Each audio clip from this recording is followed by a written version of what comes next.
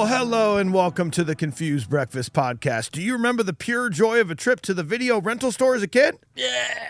Sure, it's hard to beat the ease and the convenience of the modern streaming era, but the experience of a Friday night trip to Blockbuster to make the big and sometimes tough decision of what movie was coming home with you was a truly magical experience. We're all part of the last generation that knows the joy of the search, the snap of the plastic clamshell, and we're all here to revisit the movies that shaped us and defined our childhoods. My name is Mike Schulte, and joining me as always, two dudes who are natural sprinters, very dangerous over short distances. Sean Pryor and AJ Vance, how the heck are you? Viggo Mortensen broke two toes when he kicked the helmet next to the York pile. Can you believe it? Can you believe it? The end. Thank you guys for listening. Oh, God. The actor that played Gimli's actually like 6'4", and it's like, it was really crazy. Did you know? Fuck. Oh my God. Oh, God. I just had a stomach ache this whole time. 2 weeks we've been holding this in, you guys. Finally, we Elijah can, Woods from Cedar Rapids. we can go viral with all this shit. We can just... The title is What It's Like to Talk About Lord of the Rings with Your Friends. Did you know? That's the first thing you say to anyone when you meet them for the first time. Viggo Mortensen broke his toe. It's like Back to the Future. Did you know the judge of the Battle of the Bands was... Oh, God. No, who was he? It was Huey Lewis. It was Huey Lewis, not the news. They were playing Huey's song. Well, boys, today's episode is powered by our friends at Big Grove Brewery. They've got some delicious beers on tap over there. Today, we went with some Citrus Surfer limes, baby. It is the most refreshing drink of the summer, in my opinion. And I'm excited to talk movies with you guys, drink some beers. Gandalf just wants tea, apparently, in the first one. I think he's a recovering alcoholic, actually. That's a fan theory. He's 100%. Totally. There's a point when you get old enough and you're an alcoholic, you can't cut off your hair, and that's why it's gray and long. Oh, Gandalf the Grey. That's how he got his name. Yeah. Okay. Well, let's get into the movie. Today's movie completes our month of sequels with 2002's The Lord of the Rings, The Two Towers. We're going to do a scene-by-scene deep dive analysis on the entire movie, but first, we got to talk nostalgia, fun facts, and reviews to set the stage. Let's start with Sean. Sean, tell us the first time you saw this movie, what your nostalgic rating was. I don't really remember, but I know I was super excited about the first one coming out, and saw that in the theaters for sure. But I don't remember seeing this one in the theater at all. Like, I have no recollection of this, but I must have. Wow. And I must have really loved it. I'm going to have to say a 7.5. That means really loved it. All right. Yeah, man. AJ, how about you? It's no Blade, but it's pretty good. I definitely saw this in theaters. I saw the first one. I was like, this is insane. And then the first one ends and you're just like, they can't end a movie like this. What's going on? And then they released the second one, and then I understood what a trilogy is. And but I saw this in theaters, had to go and see it. And I was just infatuated with it the entire time. When I got Fellowship, it was amazing. I got this. It was even more of what I actually wanted from this series. So I'm going to go ahead, give this a big ol' 9.4. Damn. 9.4 for AJ. Just a reminder to everybody out there, if you're watching your favorite show or your favorite movie and you're like, can't wait for the next season, and you're like, oh, it's going to be 3 years because it's hard work. It's hard to make a new movie, a new season. Just fucking remember that Lord of the Rings, arguably the greatest trilogy of all time, came out every year in a row until 3 of the greatest movies ever made were released. Super weird. So just don't be duped by these fucking Hollywood elites telling you it takes 3 years to make Stranger Things final season. Anyway, I hated, no, just kidding. I love this movie so much. I had never read anything about Lord of the Rings, never knew it was really a thing. First one comes out, buddy drags me to the theater, fall instantly, madly in love with it. Cannot wait for the second one to come out. Opening night in the theater. I gave Fellowship a 9.6 nostalgically. This is going to be a 9.5. Whoa. Not quite as good, but I was all in. Couldn't wait for the third one to come around. Dylan Mick, executive producer. The Two Towers may have had as much pre-release hype in the early 2000s as Episode 1, The Phantom Menace did. If only because Fellowship was so good and was filmed consecutively and was being released a year later, everyone knew it was going to rock.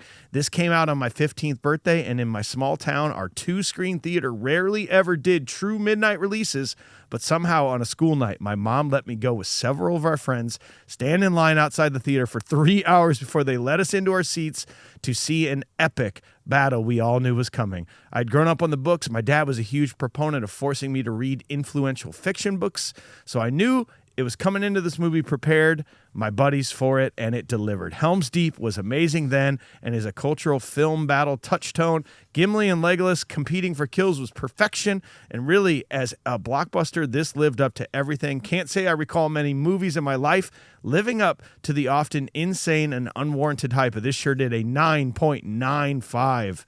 Nostalgically, as a group, we're an 8.52. And that's going to take us pretty high on the list. 8.52 is going to be All Alone in the 33rd spot.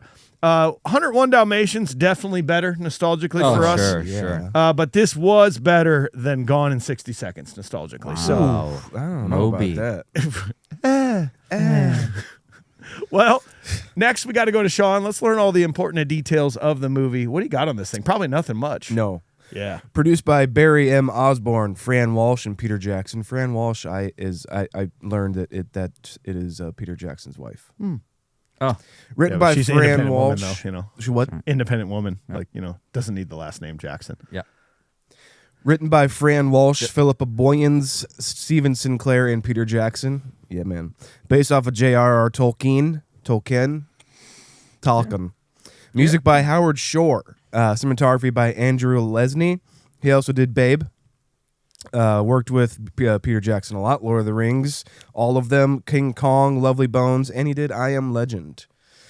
Edited by Michael Horton. Directed by Peter Jackson. Did motherfucking Bad Taste.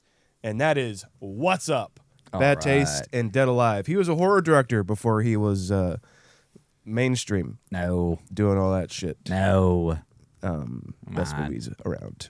Cast: Elijah Wood, Sean Astin, Andy Serkis, Viggo Mortensen, Orlando Bloom, John Rhys Davies, Ian McKellen, Christopher Lee, Billy Boyd, Dominic Monaghan, Miranda Otto, Liv Tyler, Hugo Weaving, Brad Dourif, Carl Urban, Bernard Hill, and David Wenham. The Lord of the Rings films shot in New Zealand over 2 years, making it one of the only productions of its kind, and one of the only ones that'll ever do it. I think we'll never ever see this. People again. too scared, man. Yeah. In fact, as shooting on The Two Towers finished, Fellowship was just premiering in theaters. Shooting this particular film was very taxing on the crew and actors, as there were a lot of injuries that occurred on set. Viggo Mortensen broke 2 toes. Oh my God! If You you can tell me believe it. more. What? What part? And almost also drowned. Did people know about that one? Well, it's not as glamorous of a thing to tell people. Fuck, man. Because you don't get to see it on film. That's you know? true. That's But they true. used that take. They used the take because it was so. It was like amazing, the emotion. Orlando Bloom fell off a horse and cracked a few ribs, and Brett Beatty, a stuntman for most of the actors, dislocated his knee. The Helm's Deep sequence took the cast and crew 3 months to shoot, and all at night, and in the rain, no less. The shoot was grueling, but spirits were high, as they were the whole 2 years they were there. A lot of that leadership, not only from Jackson, helped the crew stay at task, but the natural leadership of Viggo Mortensen helped the spirits of the actors, especially those under heavy makeup. He would, like, every time a stunt performer would get done doing something, he would, like, headbutt them and be like, yeah, man, fuck yeah. He's just the best. I love him so much. Just- yeah. I'm Yeah. so turned on by him Same. in this movie. Yeah, So I'm just like, it's- I would go there for you. Yep. It's really upsetting. Yeah. Yeah. The casting of Andy Serkis as Gollum was obviously super important. At first, they were just looking for voice actors, but when they saw Serkis audition, he was so physical and his facial reactions were such a part of the performance, Jackson decided to have Serkis on set acting with his fellow actors in person. Much of the sets for the film were real, let alone the location. The crew actually built the Rohan city of Adoris on top of a real mountain called Mount Sunday. The exterior set took 6 months to build. On top of this, a lot of the practical effects are real as well, with miniatures and forced perspective shots, making you feel like you are there with the with your favorite actors. we'll talk a lot more about that. But like on top of it, shooting 3 films over 2 years, the practical nature and all of that of a lot of the shots, like there is a lot of CGI, but that will never happen again as well. The Lord of the Rings: The Two Towers was released on December 18th, 2002, and on a budget of $94 million, the film made $944 million at the box office and won 2 of its 6 potential Oscars for Best Visual Effects and Best Sound Editing. Well, thanks, Sean. We got to go to AJ now. We got to know what the fans and the critics had to say about this movie. What do you got here there, I got? It's me. It's your tomato meter. Gross. Sometimes I know when it's coming. Sometimes I don't, okay? All right. It's fine. 95% certified fresh. Okay, so per the critics, they think this is the same quality of movie as Evil Dead and Nightmare on Elm Street. Checks out. Fuck yeah, dude. The audiences 100% agree that it is 95%. Then you have IMDb, an 8.8. You would think that's kind of low, but that's actually very high for IMDb. Of all the movies we've done, tied in the second spot with Fight Club and Forrest Gump. Damn. Still pretty pathetic, though, bringing up the rear of the trilogy. Oh, man. Yeah, the worst of the trilogy is the number 11th rated IMDb movie of all time. It's pathetic, dude. It's just pathetic. Do better, you know? Like, If they would have just stopped and never made The Hobbits, that would have been our clear-cut winner. exactly. Yeah. What's number 1 for that? Return. I mean, what's number 1 on ours? On For our IMDb? list? Is it Princess Bride, probably? For IMDb's Princess Bride, it can't be. You mean like what we nostalgically thought? Or No, just like with the movies that we've done, the IMDb number 1. Pulp Fiction and Fellowship are 8.9. They are tied. I see. Wow. Okay. Guys, Ty Burr at the Boston Globe gave this 100. He said, Lord of the Rings, The Two Towers is better, tighter, smarter, and funnier. Richard Corliss at the time, 100 out of 100. Towers, while not quite so varied as Fellowship in its moods and settings, has a grave gusto that energizes every moment. A thrilling work of film craft. I said it weird. Craft. Yes. Guys, Roger Ebert, gave this a 75 out of 100.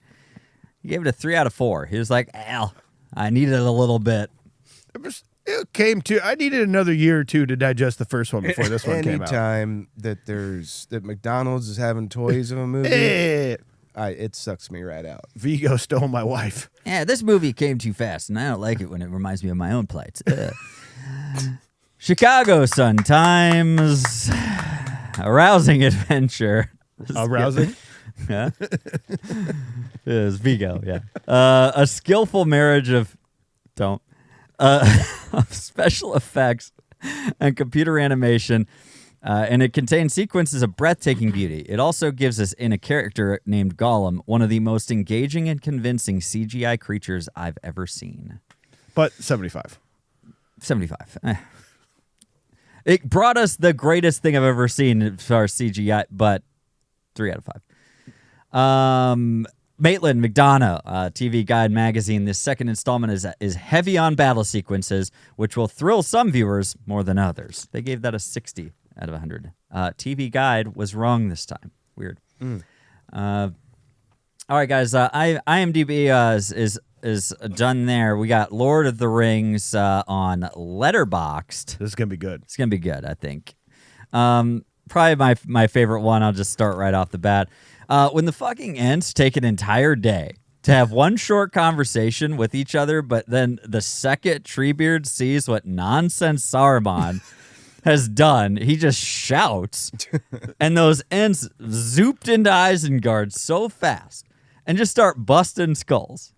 And the fact that Saruman thought that he was hot shit and that then his entire scheme was destroyed by some super old pissed off trees, iconic. I never thought of that before. That's great. We'll get there. Oh, yeah. Classic if we want to just stay on the quote train. Potatoes, boil them, mash them, stick them in a stew. Potatoes. Iconic. Iconic. Iconic. iconic. If you recall, I don't know if you picked the one. It was from one of Logan's games. I think one of the letterbox was like I had to watch this movie with my mom and hear her keep saying he's so hot or something like that. Yes, right. That's a good letterbox. Yes. 5 stars, Eowyn. So where is she? The woman that gave you that jewel, Aragorn. She's sailing to the undying lands with all that is left of her kin. So Eowyn, so you're telling me there's a chance? So where is she? I like how she goes, there's a chance, but then she sees Legolas give him the pendant back, and she's like, oh, no. Dang it. He's got the pendant back. Still a chance. Not for me. Aragorn kicks the helmet, me looking at my friend next to me, trying not to tell him the fact. Just like... I was like, Molly, come down here. Did you come down here? She goes, what? I'm like, look at, he actually breaks his toes with this. She goes, I'm going upstairs. I told my dogs.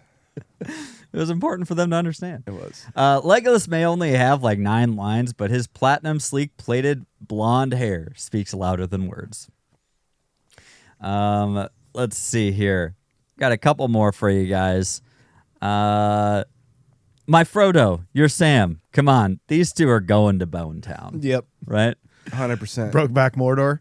Yeah.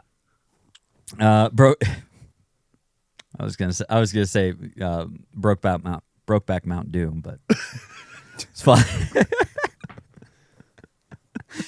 We're good at this. Frodo wouldn't have gotten far without Sam, obviously. Make gay Frodo canon, and Legolas sliding down the stairs on a shield. No one has ever done it like him. There you go. 5 stars for Legolas's horse mount. And it started raining, and suddenly I became more concerned about Legolas's hair than the actual battle. So there you go. Well, boys, it's time to dive in scene by scene with a modern eye to Lord of the Rings, The Two Towers. But first, I must tell you a story about the time that I decided to watch the extended cuts of all 3 Lord of the Rings movies in one day. I started at 9 a.m. on a Sunday, and let me tell you, it was no easy task. Maybe the toughest battle of my entire life. From the lowest dungeon to the highest peak, I fought with the Lord of the Rings until at last I threw down my enemy and smote his ruin upon the mountainside. Darkness took me and I strayed out of thought and time. The stars wheeled overhead and every day was as long as a life age on the earth. But it was not the end. I felt life in me again. I had been sent back to start a podcast and review them all with a modern eye while wearing a costume of myself. Man flesh. Raw man flesh. Here we go. So scene 1, the film opens by revisiting Gandalf's fall with the Balrog. Frodo awakens from this nightmare and continues towards Mordor with Sam, but they're soon ambushed by Gollum. After capturing him, Frodo shows mercy and convinces Gollum to guide them to Mordor. Meanwhile, Aragorn, Legolas, and Gimli are tracking the Uruk-hai who kidnapped Merry and Pippin. In Rohan, King Theoden is under the corrupt influence of Wormtongue, who secretly serves Saruman, leaving the kingdom weak and vulnerable. Éomer confronts Wormtongue and is banished for speaking out. But seriously, the score is fucking so good. Like as soon as it started, I'm sucked in immediately. This is a 3-hour fucking movie. I was like, God damn it, when I put it on. But when that music kicks in, I'm like, I don't care what happens. Do you? I think this would be hard for me to say if this were like 3 days ago, but I'm convinced that the Lord of the Rings score is the greatest of all time.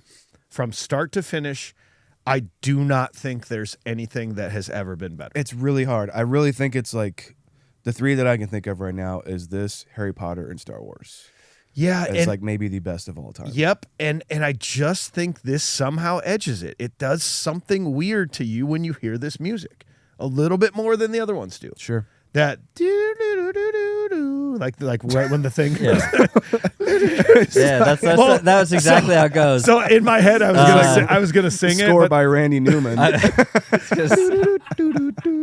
was gonna do the whole thing, but then as I started to do it, I realized it was very slow, and so I was like, I'll just speed it up. I'm looking at the timer right now. Okay. He knew it's fucking just out there on a fife, just blasted through. He's just like, Frodo and Sam is going hiking. Couple at the songs end. by Jethro Tull. Hey, Aqualung. It is the best. Okay. All right. But can we?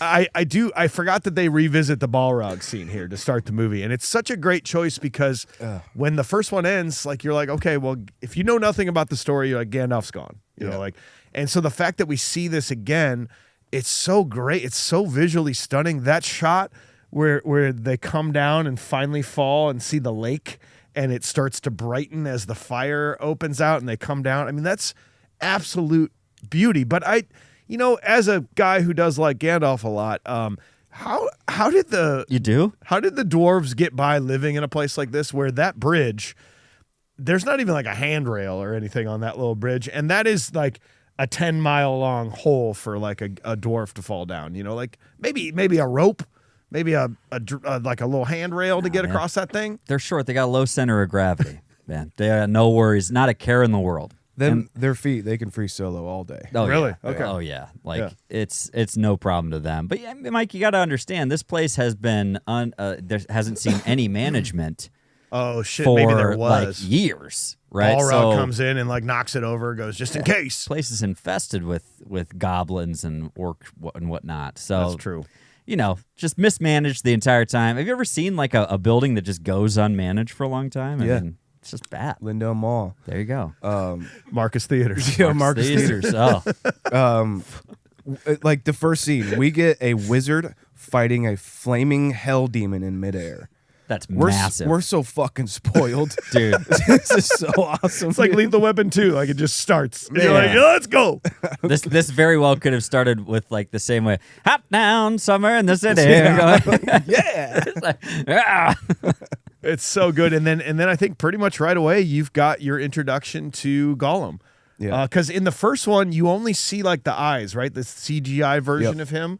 Yeah. Completely different version. Completely different version. We'll get to him a little bit later, but I always forgot kind of how tough of a choice this is for Sam and Frodo because, yeah, like he does know the way to Mordor, but they should just kill him. Yeah. I mean, like there's a lot of choices in this movie that people make, but Gollum should be dead. I need the cut. And they'll figure it out. I need the cut of like them arguing. And then in between each one of them saying like what's going on, you just have it cutting over to Donnie where he's like, he's right. He's right. They're both right. Like that kind of shit from Ninja Turtles, man, because it's like it's the same damn thing. You're just like, yeah, we should tie him up and leave him here. Yeah. And it's you absolutely should. Yeah, well, yeah. But we are literally going in circles. Think of how many times maybe they have gone in circles. Ooh.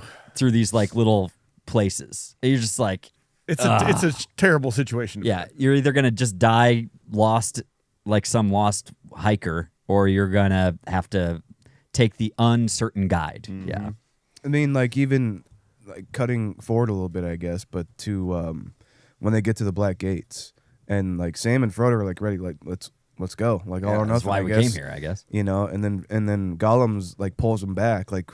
Is he pulling him back, you think, because he wants more time with the ring? Like, more time to, like, kind of maybe find a way for himself to get it? I don't think so. I think he's Gollum's one of the most complicated characters in, like, movie history. Because, like, on the surface, it's like, it's just this weird little creature. But it's like he's fighting dual personalities where he, like... I think in this movie there are times where he genuinely is like considering Frodo a friend, and thinks that Frodo's his new master and he's going to take care of him. But then you've got the moments where like he needs the ring back, and it's like I don't know what he would do, what he's doing there. I have no clue, man. That's what I feel like. I feel like he's just he knows. He's been through this whole thing. We saw that all through like kind of the first one. Gollum's been through the worst of it.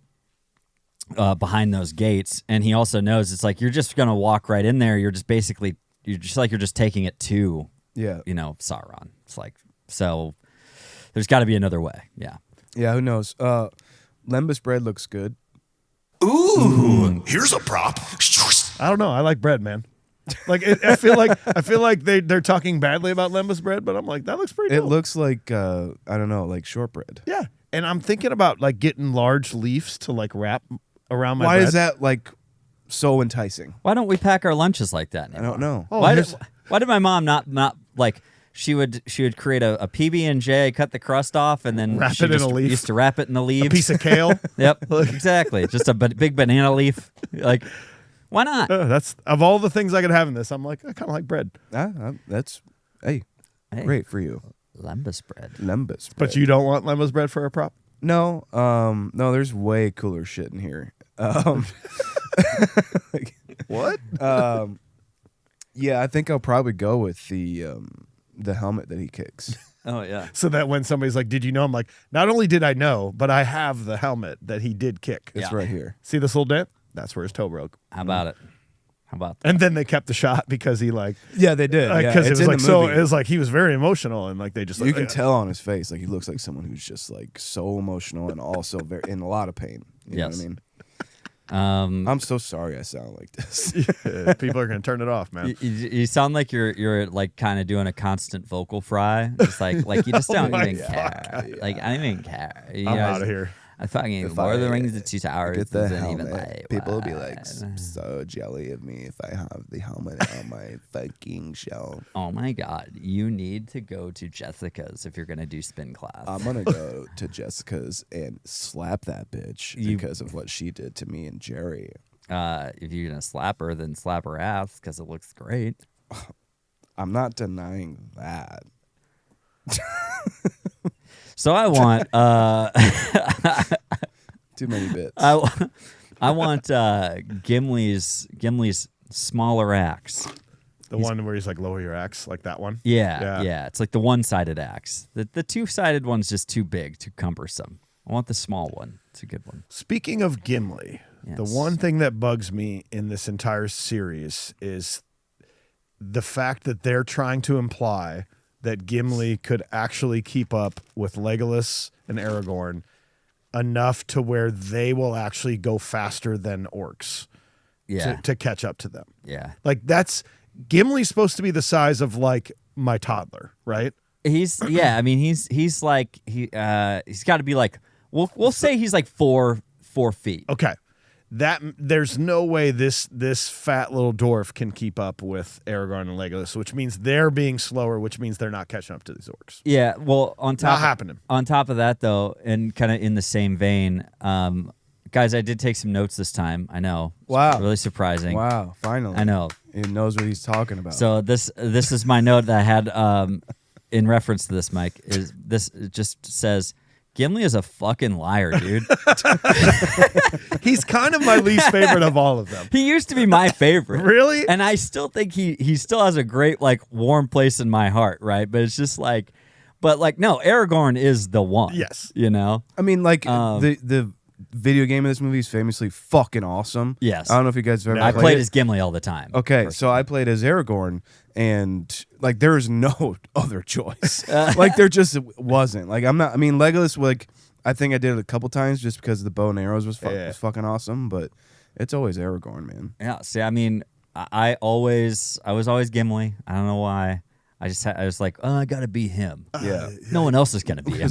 I'm the outlier. Nobody else is gonna. Yeah, that's what I'm saying. Like nobody wants really like Gimli doesn't do shit in this whole series. Let's just put it that way. Oh, he does. He does too, but he just doesn't do near as much. And that's why I say he's a fucking liar because he's like running along and he's like, oh, cross country's wasted yeah. us. We're natural sprinters. Like you're No, you're lying. not. You don't run.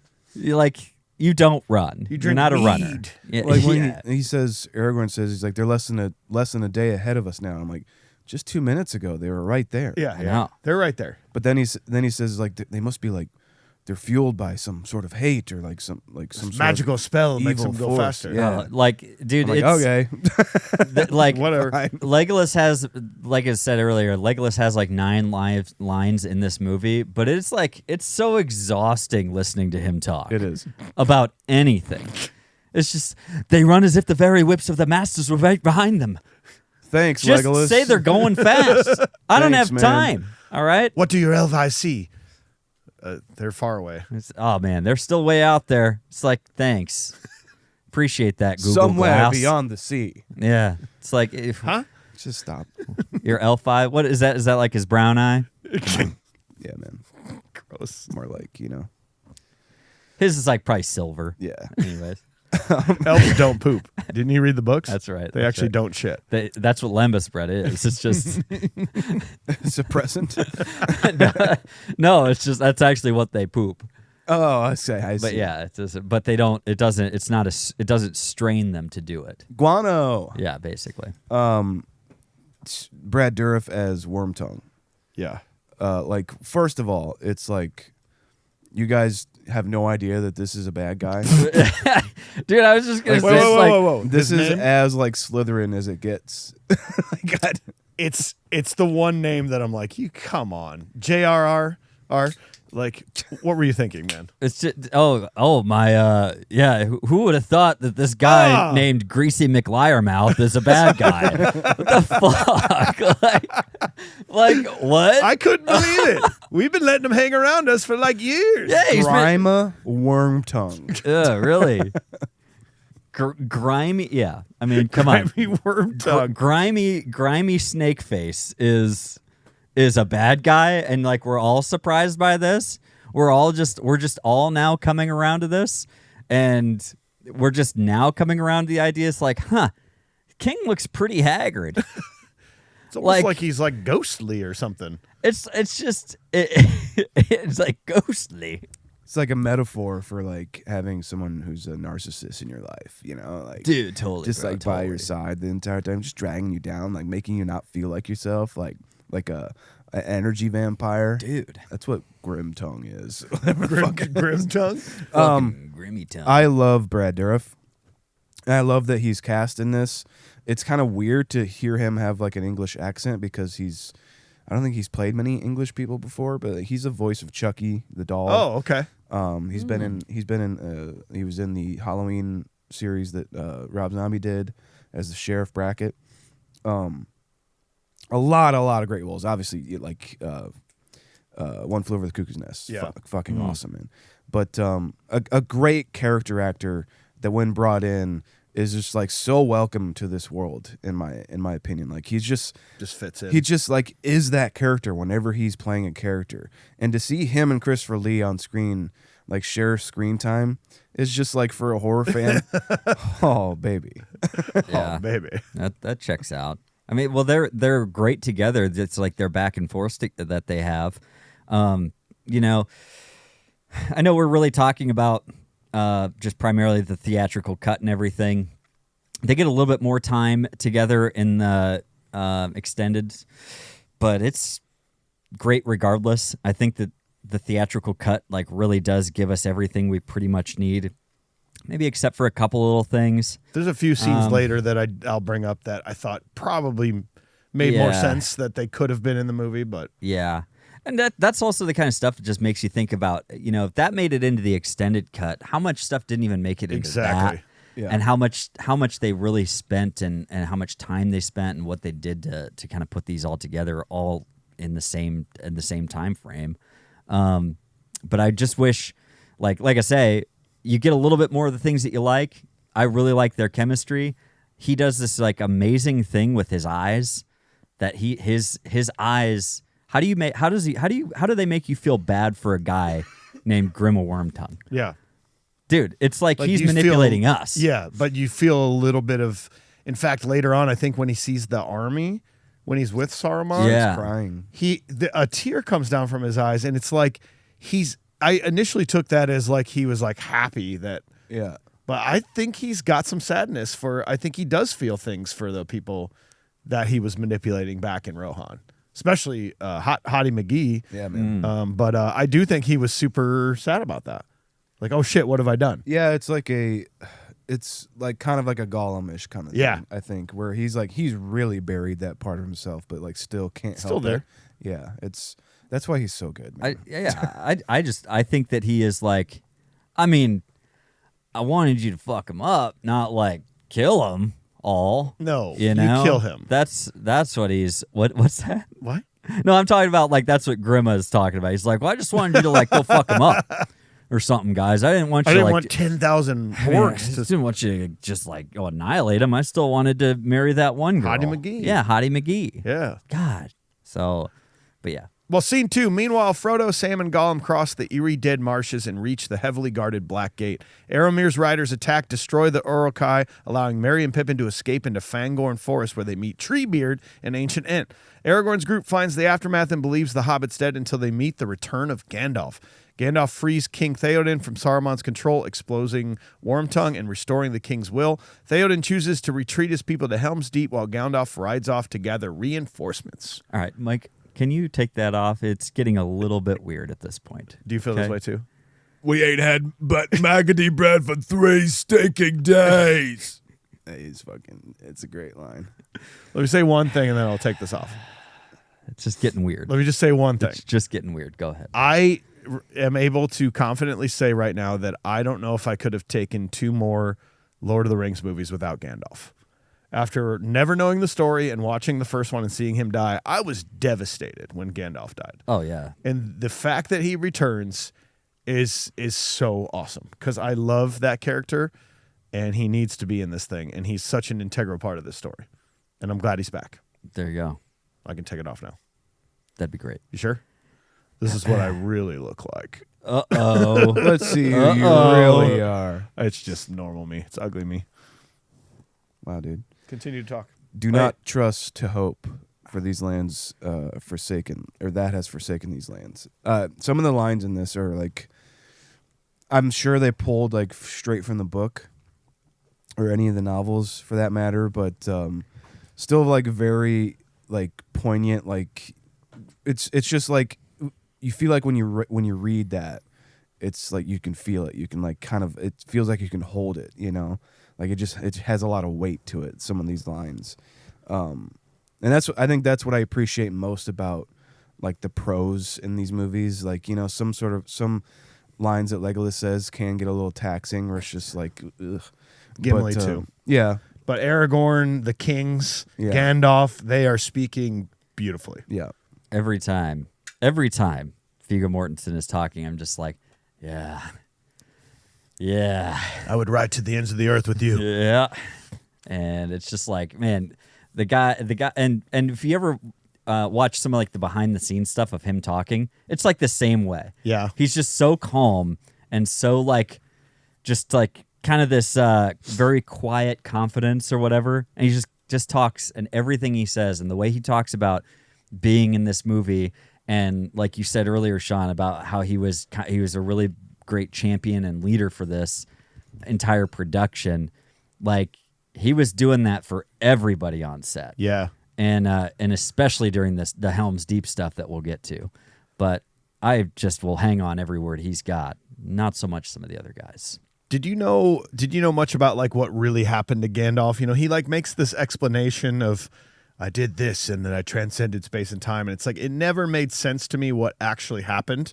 And like why he returned and why all of a sudden he kind of, oh yes, Gandalf. That's what they like. He's different. He's Gandalf, but he's different in a weird way. And so I did kind of look into it.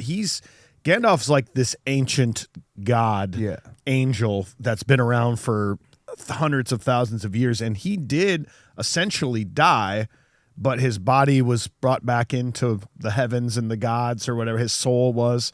And the gods that rule the realm sent him back, amplified his powers, and essentially sent him back to take over Saruman. Like, because Saruman's being Take over stripped the post, of, right? Yeah, Saruman's being stripped of his powers and his duties because of he's such a piece of shit. He's being Right. impeached. He's being Right. impeached, exactly. And so they sent Gandalf back. But yeah, like it's weird how he doesn't kind of remember who he is. And Yeah, it's like a recycled god. Not to reduce it to that, but it's basically what it is. Some sort of Benjamin Button effect going on here. Yeah. He's just born an old man. that's what they used to call him. That's what they used to call me. That's Ian McKellen? Yeah, Is he gay in real life? I don't know. It's either him or is it Ian? And I feel it a little bit in that scene when he's like, that's what they used to call me. Like it sort of comes through, and I love it, and I'm so fucking like, because I love that man so much. But it was a weird little like move that he makes. It's really crazy to Gandalf. to realize that he's Magneto as well, Right? You know, and like all of his other roles as well, where it's just like to see him like with beard clad and long hair and like Gandalf the He Grey, is Gandalf. It's just the amount of iconic characters this man has played is staggering. It is, and man. to like a perfect effect of all these characters, like does them all justice. And he becomes them. Like You when can't I see think of anybody else. Magneto, I think of him. you can't see anybody else except Ian McKellen as Gandalf. Yep. Like, if you watched the movies before you read the books, sorry, it's Yeah. there's no one It's else. been ruined. Even then, Yeah. you still might be like, well, that's who it is. Yeah. Gandalf the gay. I am Gandalf the straight. I don't know. Huh? That one didn't land as well. Huh? Logan, is that a good one? He X'd you out on that Oh, one. yellow card on that Yep, one. sorry, okay. The Dead Marshes. I like. First of all, the one scene that I wanted to bring up that I really thought was really cool was when they are still looking for Mary and Pippi. Pippi or fucking Mary. Fucking long sock. Mary Poppins. It's really difficult. Yeah. And they think they're dead, but like he's like Aragorn's being a detective pretty much, like kind of like fucking eating the ground and like smelling some plants and like, yeah, they were over here. It's a really cool way to show us what happened because we don't see like what happens. We see the horse coming down on him, Yeah. and then that's it. I really like that sort of bit of filmmaking of just like seeing something that happened through like somebody realizing what might have happened, you know. Yeah, it's very much a detective line, or like of writing, if you will, and it's it's like one of my favorite sequences is them running and chasing these orcs, and then running into the Rohirrim, Yep. and like running into those guys, and then continuing on, like the shots of them running in New Zealand, guys. With that music, dun, dun, dun. It is epic. Then you get I don't know how many horses, like horsemen, they got going through here. It's just an insane amount of production that is just going into this, and then him kicking the helmet. Yes, he broke the toes. Yeah. Okay. Yeah. Whatever. Yeah. He did. He's like actually did it. He stayed in character. And it was one of those things where he didn't want to like make a fuss about it because everybody else is having a tough time too. All and right. the fact that we said it on Fellowship, but the fact that he was not supposed to be Aragorn, and they got him last minute, fucking crazy. And like just because his son was such a massive fan, and just put all of his fucking dick and balls into this movie, man. Like this is again, like there's no other person for this role. Can we also talk about maybe one of the other most hated lines of this movie? That is, how does an orc know what a menu is? Right? It's like... An orc has never been to a restaurant. Looks like meat's back on the menu, boys! It's like they just came from the inn, that kind of a thing. All right, guys, here's the menu. We got soup and we got bone broth over here. We're out of chicken tenders. Yeah. We're running low on fries, so whoever wants fries. 86 ranch. Yeah. That was yesterday. I don't have any more. None. But we got plenty of meat. And we got hobbit legs as an appetizer. So Perfect. so that's the orcs menu. If we were on a train to go punch a face, I'm on board. That's what I'm talking about. I was gonna single out an orc, but literally every single orc in this entire series, I cannot stand to look at them. I know to who you're hear talking them. about. Just single him out. It's the cross-eyed one that chases them in the woods. Yeah. Yeah, he's certainly. That's actually really good. Yeah, that's Very good. close Dude, up to that. nice, dude. One more time, just I for can't. continuity. Just one more time. Do, do, do, do, do, do. One more time. No, I can't. Why are we paying you? One more time. Thank you. We fucking got it. Thanks, We man. got it. Okay. Dude. I hate all the orcs. I don't man. know. I The just other can't one- stand to look at them. Yeah. Why can't we have some meat? It's like, dude, it's such a. Those guys are the worst. There's nothing like. There's something about these guys that make me so uncomfortable. It's like if I always think of it this way. If one of those guys came into this office It's like you don't want him sitting on the furniture. You know what I mean? They always look like they've got something on 'em. Anybody walked in from this movie, even like the Aragorn or something, Yeah. like, you're not coming in It's here. it's like they just came out of the bottom of a ball pit at Hardee's or something. Yeah. You know, you're just like, where did you come from? What is all over you? And it's just so upsetting to look at any of them. Did you hear that they obviously couldn't recruit enough New Zealanders that were over 6 foot tall to play Urukai? So they got a bunch of men that were like 5 foot ish as well. Yeah. Because they needed them all uniform so they could make them look bigger, but they were affectionately known as the Oriclo. So the Urukai, the Oriclo. Man. I mean, they had to have some fun on that set. I guarantee Oh, they did. Well, Dude. you can tell there's certain like hero makeup people. Like I forget what his name is, but he played the Urukai that shot Sean Bean in the first Yeah, one. the main dude. Yeah, so he comes back. He plays a bunch of them. You know, he's at Helm's Deep.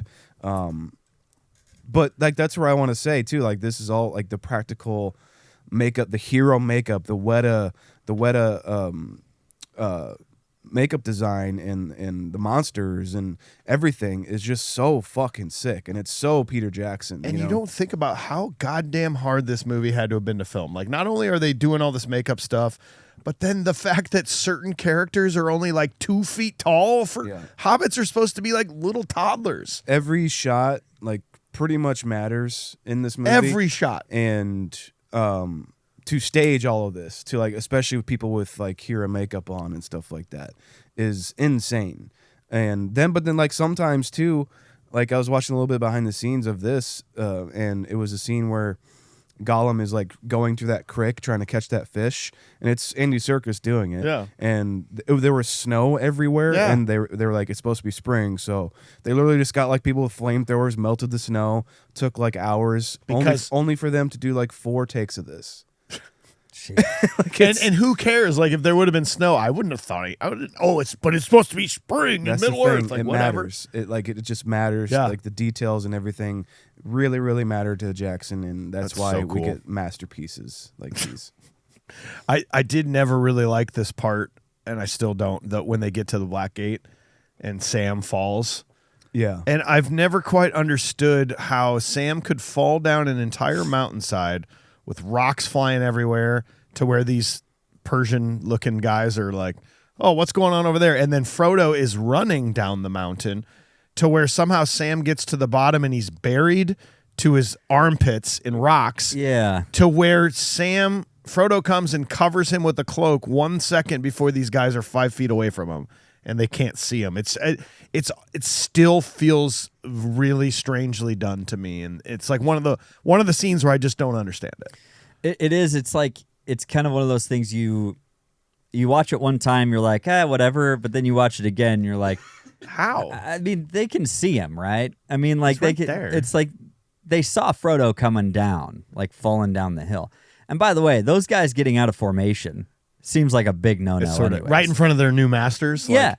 Ugh. Like, it's like, hey, Gary, let's go check that thing out. There's some rocks falling over here. Some It's rocks like- falling from like the rock immediately mountain. somebody's gonna be like, hey, get back in line, dude. We're singing our song. All We're right. about ready to go around through the gate. We're marching Jeez. through. We're getting ready to be in formation. It's like a marching band for Sauron. Yep. This is the fun part for us. Like all the killing shit, we didn't really like it, but like Yeah. this like The marching and singing, It's kind of this- our thing. This is what we do. That's why they picked us. We're usually the best when we go to competitions for marching. You're a tenor. I'm a fucking sax. Yeah. Let's Whatever fucking the go. fuck it is. I play the quads, bro. Quads, bro. Yeah, the cloak thing is kind of like, Especially because he's just right there. Yeah. Like, they're just standing. They're looking through the cloak, and they're like from me to Well, you. you can see the cloak like with the wind. You know, like Yeah. they can't see that. I don't It's like Harry Potter's like magic, like It is. invisibility cloak. And that's the thing is like all the stuff of like the elvish, I don't know, a lack of a better term, like the elvish technology because like it's all magic and stuff. Yeah. Like the rope that they have Yep. that Sam has, and then these cloaks, are they just like indestructible? And like even Aragorn, I think, makes a comment about when he finds the little brooch thing. Yep. He's like, the leaves of leaves of Moss Isley. I don't know if I can know. Just don't fall so idly. Like they never come unclipped. You know what I mean? Oh, really? Yeah. It's like that's what that stuff that basically That's means. why it meant so much that he found it. 'Cause Yeah. it's like this shouldn't have come off. You know what? That's my prop. I want that. I want one of their little brooches so my pants will always stay on. Okay. How about that? You Nice. have a problem with them falling off all the time? Yeah, probably. Well, I get Probably? actually I get it for my son. Okay, He there you does. go. There you go. But Probably. probably Yes or no? Jesus. Yeah, we don't know yet. I hadn't happened enough to know if it's a problem. I You know? see. Well, yeah. You never know. I guess better Nobody safe. knows. Better to have not. Anyways, all this elvish stuff is like it's all magical stuff, and I feel like they just come up with ideas of like basic inconveniences for people, and they're like, let's just solve that. You But know? not give them the technology. No, We'll no, solve it no. for That's ourselves. still our thing. We still have like the patent pending. Listen, if they survive this whole ordeal, we're gonna want to set up our Amazon shops. And Yeah. start selling Amazon elf. It's like, oh man, I just wish we could make a better cloak, for when it's raining. It's like, well, we made a waterproof cloak. Wow, that's great. It's like, man, 1999. this pin just keeps coming undone. It's what like, if well, there I was- made a pin that never comes What if there comes was some unclasped. ancient whisper that any human could have in their home, and all you have to do is ask Alexa, and ask a question. And elf knowledge just I hope that people were listening to this out loud and their Alexa went off somewhere. So that's always fun for me. Elf Game Alexa. over, by the way. Yeah. There you go. Game over. They get to Rohan. yeah. Gandalf's with them, and he's like, they disarm him, and he's like, you would not part an old man from his walking stick, would you? And they're like, fine. And he gives Aragorn a little wink. Yeah. I fucking love that. Him, like he's a badass now because he was kind of felt like old man frail a little Sure. bit in the first one, but now he's purposely coming in and fucking with Sauron and Theoden. Yeah. Like he knows that if he wears this gray cloak, that Saruman through Theoden's eyes will be like, "You have no power here, Gandalf the Grey." Only to that, like he even goes as far as like, I'm going to pretend like I'm doing a spell on you. Yeah. Only to be like, never mind. God, like what a badass. It's so cool. I love this scene. I love Durif in the scene as well too. And them kind of like looking or like watching, like cutting to like Aragorn and Gimli, just like all of them kind of watching and like kind of being guarded or whatever. I don't know. It's so riveting. These kind of just simple scenes are just very, very well helmed. Helm's deep. Yeah, there you go. It's the home deep. runs deep. The Gandalf rides off and he says, "Look for me at the fucking place." The fifth die. Yeah, and I like that. So Wormtongue goes back to Sauron, or Saruman. Saruman. Goes back to him. And he's like, "Yeah, they'll probably be going to Helm's Deep. Like their place can't handle this shit. So it's a long trek. They'll have women and children." And Saruman's just like, "Fuck yeah, dude." He's pretty Send out pumped the about- Warg Riders. Let's go get him. Hey, why do they not? What is the big deal about not killing Wormtongue? Why is Aragorn like, no, do not kill him? Like, that's kind of fucked up that this man literally almost destroyed your entire kingdom, and we're like, let him go. Yeah. Enough know. blood has been spilt on his behalf, So let's make sure we spill his blood, and that so that ends then the bloodshed. Then the bloodshed will be ended. There you go. Because I then think- Saruman won't really know that we're going to Helm's Deep. how devastating is it that Wormtongue was able to return to Saruman and like give him this information? It's pretty devastating. So it's Aragorn's fault that That the Warg Riders attacked. People die in this attack. Enough blood has been shed on his behalf. Let me take the responsibility of shedding blood Yeah, by leaving him be. super weird. Oh, don't kill him. Oh no, we're better men than this. Fuck that, dude. Fuck that. that, dude. That's why the age of men that. is falling. That's right. Because you're not making good Just being decisions. a bitch, man. Being a little bitch, Aragorn. It's a cool battle. During this We're this not battle, even do that. the main guy, the one who like, Wait, what are you guys talking about? well, The Warg Riders? the Warg We're Riders. not there yet. What are you talking about? We haven't even left Oh my Rohan, God. man. Okay, well, let me back up for just a second then. There's so much shit in this. I know. That's why I'm here, to keep you on track. I appreciate that. Let's see. So we're still in Helm's, or we're not Yep. in Helm's Deep. We're still in getting ready to leave. Edoras Rohan. or whatever. Okay, sounds good. So, but we've got Bernard Hill back from cloudy eyes, bad eyes Yeah. McBain. Can I propose that Theoden's one of my least favorite characters in this movie? Is that a hot take? Oh man, I mean, I don't think it's a hot take, but he's just so damn stubborn about Yes. everything. He know? he just seems to like be going. Oh, it's over. It's Yeah. over. No matter what we do, it's over. Every time there's a little bit of resistance, he's just like, "We're fucked." We're fucked. I'm the last of my kin. Can't believe it. Can't believe it. Of all my ancestors, I'm the one that's gonna be here when Middle Earth is over. Well, hey, I have an idea. Maybe don't let a wizard basically just take over your brain. It's like what you. It's like Theoden is the equivalent of somebody who's just like lost in their phone algorithm. You know what I mean? He's just going through the motions. He's just like, whatever. He's only seeing doom and gloom because he Yeah. accidentally clicked on something one time. Yep. He's just doom. He's just doom scrolling in his brain. Mount Doom scrolling. Now doom scrolling. You know what I'm saying? That's what Gandalf's doing constantly. No, man. Like, One reason you could say though is he was clearly like taken over by Saruman, and that's not great because you can see a moment where he's back to normal and Gandalf's kind of like touching his arm from the side, being like, "We need to do this," and he's kind of like, "I've been here before." Yeah, he's like- "I've been here before where somebody's telling me what to do, and I don't like this." That's a the good way point, It actually. seems to me is it like the takeover of Sauron and of his brain kind of left a stain, and so like he is just a negative Nelly.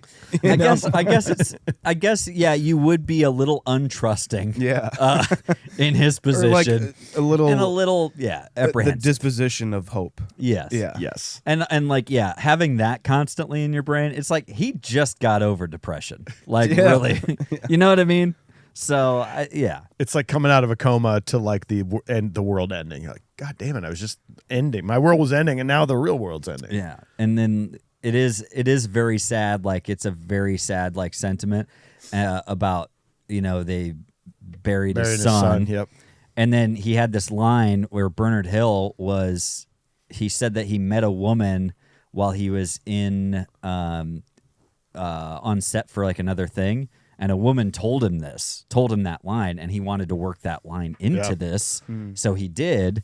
It doesn't feel out of place, but it's not as prose as a lot of the other stuff he's saying in this moment, but it's still a really good sentiment. Yeah. It's delivered very well. Scene 3, Gollum struggles with his split personality and briefly leans toward loyalty to Frodo. Frodo and Sam are captured by Gondorian soldiers led by Faramir, Boromir's brother. Elsewhere, Aragorn and Theoden's group are attacked by warg riders, and Aragorn is knocked off a cliff and presumed dead. He survives, however, and returns to Helm's Deep after witnessing Saruman's massive army marching towards them. At the same time, Elrond convinces Arwen to leave Middle-earth. Can we take one moment on Gollum and Andy Serkis? I kind of used to not really like Gollum because he's kind of gross and you're like, he's so annoying. But upon this rewatch, I truthfully believe that Gollum is one of the most interesting and well-performed characters in movie history. His split personality, the things he's dealing with, the things he's going between loyalty and like evil are insane. And the fact that that Andy Serkis, what did they say? You said he was only brought on to do like 3 weeks of voiceover work. Yeah, they just needed a voice actor. That's it. Just voiceover, and of course he kills it. His voice is iconic, and all the little mannerisms he does. But at the same time, he was so good at it that they decided to completely rewrite like the way they're filming the movie and develop CGI technology to make him perform the character. I don't know if this movie would be the same if they would have CGI'd this like just some fake creature kind of a thing. No. And the fact that There's test footage out there too of like what they were going to do. It's not great. because it's such an important character. Yeah. And Peter Jackson was actively campaigning for Andy Serkis to get an Oscar nomination for Best Supporting Actor. And because the Academy is such a stupid thing full of dumb people, they forbid him to be nominated because he's not physically seen on screen. It's Well, ridiculous. he may as well be like even in certain shots of like even close-ups of Gollum, you It's him. can tell it's modeled after Andy Serkis's face. Yes. Well, then, you know. yeah. Well, then he should have been for A Return of the King, because he Oh was my God, physically they could on have there. at least given it to him there. Yeah, they could have done But it they're there like, because but then they're just going to limit it to that part of the performance and not the rest. Don't of watch it. the rest of the movie. It's like- Just watch this one scene. It's pretty messed up Because dude. what he did is more important than any person in this entire series. The fact that he like acted that way and was CGI captured and did the voice and was there on screen like with the people acting like I don't think this happens without him and Gollum, dude. Especially like the scene that I described earlier of like he's like chasing that fish or whatever, and they're captured by Faramir, and or no, like they see him like We're gonna kill him. look It's for him, like, yeah, we're gonna kill him. What do you think? And penalty he's of like, death. Don't kill him. You the audience is like, no, don't kill him. Especially at this point. How you fucked know? up is that? Because there's moments, Sean, where like he's hilarious. Like the stew scene. Yeah. And when he's like, the Princeton pool is nice and cool. You're like, you like really genuinely like this guy. At Stupid times. fat hobbit, you know, fat hobbit. ruining the raw rabbit, and making it into a stew. wet and wiggling. It's gross. The yeah, no, it's you genuinely is like he's almost cute at certain points. This And scene, he brings the rabbit to him Yeah. and he's going, he's like he's very fun, but then like yeah, when he's doing especially the split personality kind of stuff, you're just like, and obviously the way he looks and the way you feel like you can smell him, the way he sounds is just all repulsive, and as you're actively watching it, you feel so many emotions watching him perform this way, and I think that's why it works so much so Yeah. well. It's wild. The big thing about him doing this, I mean, he's basically playing two different characters. Basically. He's playing Gollum and That's next Smeagol. movie, 3 characters, Next- basically. yeah, like 3. And I mean, they did some very subtle things for him to be two different characters, but it's so easy to tell sometimes because it's Andy Serkis, I think. I mean, they did some stuff with Gollum's eyes. Even I think his like, posture at times was a little more hunched over and tense when he was Gollum. When he's Gollum, and then he's more like childlike when he's Smeagol, you know? And he is. It's like, it's such a complicated character because there are times that you really do feel for him. Like, you feel so bad for him, but then you're right back on Sam's side, just like, you got to get rid of this dude. And it's pretty on the nose of like the addiction sort of like angle, you know? Yeah. Like this is how addicts act, you know? And like you feel bad for him, but then you're like, well, stop acting like this. Yes. You know, like it's just so difficult. They can to turn tell. on the charm a little bit and then you'll give them that $50 bill. Yeah. And then they'll go and become a piece of shit again, Yeah. kind of a and thing. it's Like, just, like where's the thing where it's like, should we just kill him? I mean, I'm not saying like human addicts. I'm Gollum. just saying as a representation of addiction itself, you know, like should we just get rid of it because it's only causing problems? his life would be Gollum has had the worst life of anyone in this entire Yeah. movie. Like, let's end it. And he's we gotta end this. he's had a very, I believe, if I remember correctly, he's had a pretty dang long life. No, he's extremely long because the creature of Gollum inside of him is like keeping him alive Right. and extending his life. That's like what it is. It's like what the ring is doing. Yeah. It's what did to Bilbo. Yep. That's why Bilbo looked so young for such a long time, and then when we see him by the end of like Return of the King, he's aged so much. Yeah. When this entire sequence of the trek to Mordor and like this entire the whole series takes course over like 14 months or something like something that. like that. Or like almost like somewhere around a year. So that's basically what it is, and that's the difference of like the aging for Bilbo even too, just as the reference point. It's an Oliphant. It's an OnlyFans. OnlyFans. And OnlyFans? It's a Timothy Oliphant. It's an OnlyFans. Fucking, it's fun. There's some stuff that kind of drags this movie along for me. I will be honest. Did you watch the theatrical or did you watch the extended? Theatrical. Okay. I remember watching the extended edition and being fine with it. But I don't know why around this time around, like some of the Liv Tyler stuff was kind of dragging this movie along for me. Agreed. when they're having the Battle of Helm's Deep and cut to fucking trees. Yeah.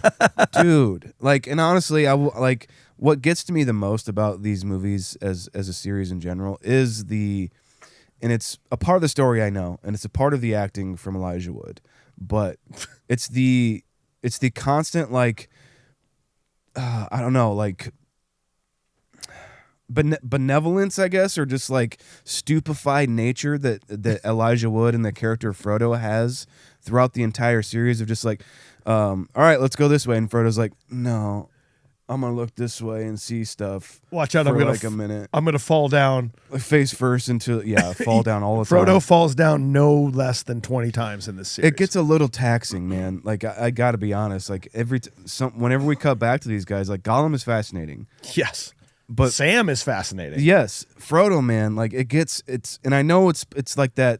Like I said, the addiction. Like he's also becoming an addict, or like trying to fight becoming Gollum, and that's why there's such a dynamic kind of character duo, I guess.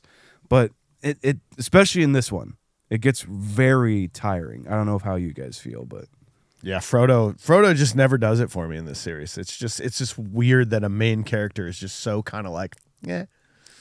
Yeah. Whatever. I kind of realized that too upon like these rewatches. I was just like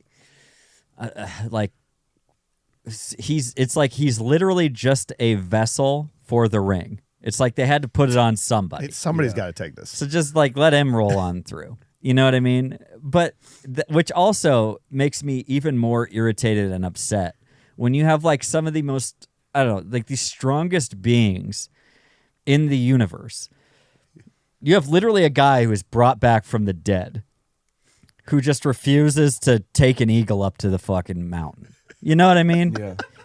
It's one of those things. It's like You don't even know we have eagles until the very end of the Return of the King. Wait, when did we get eagles? We had eagles.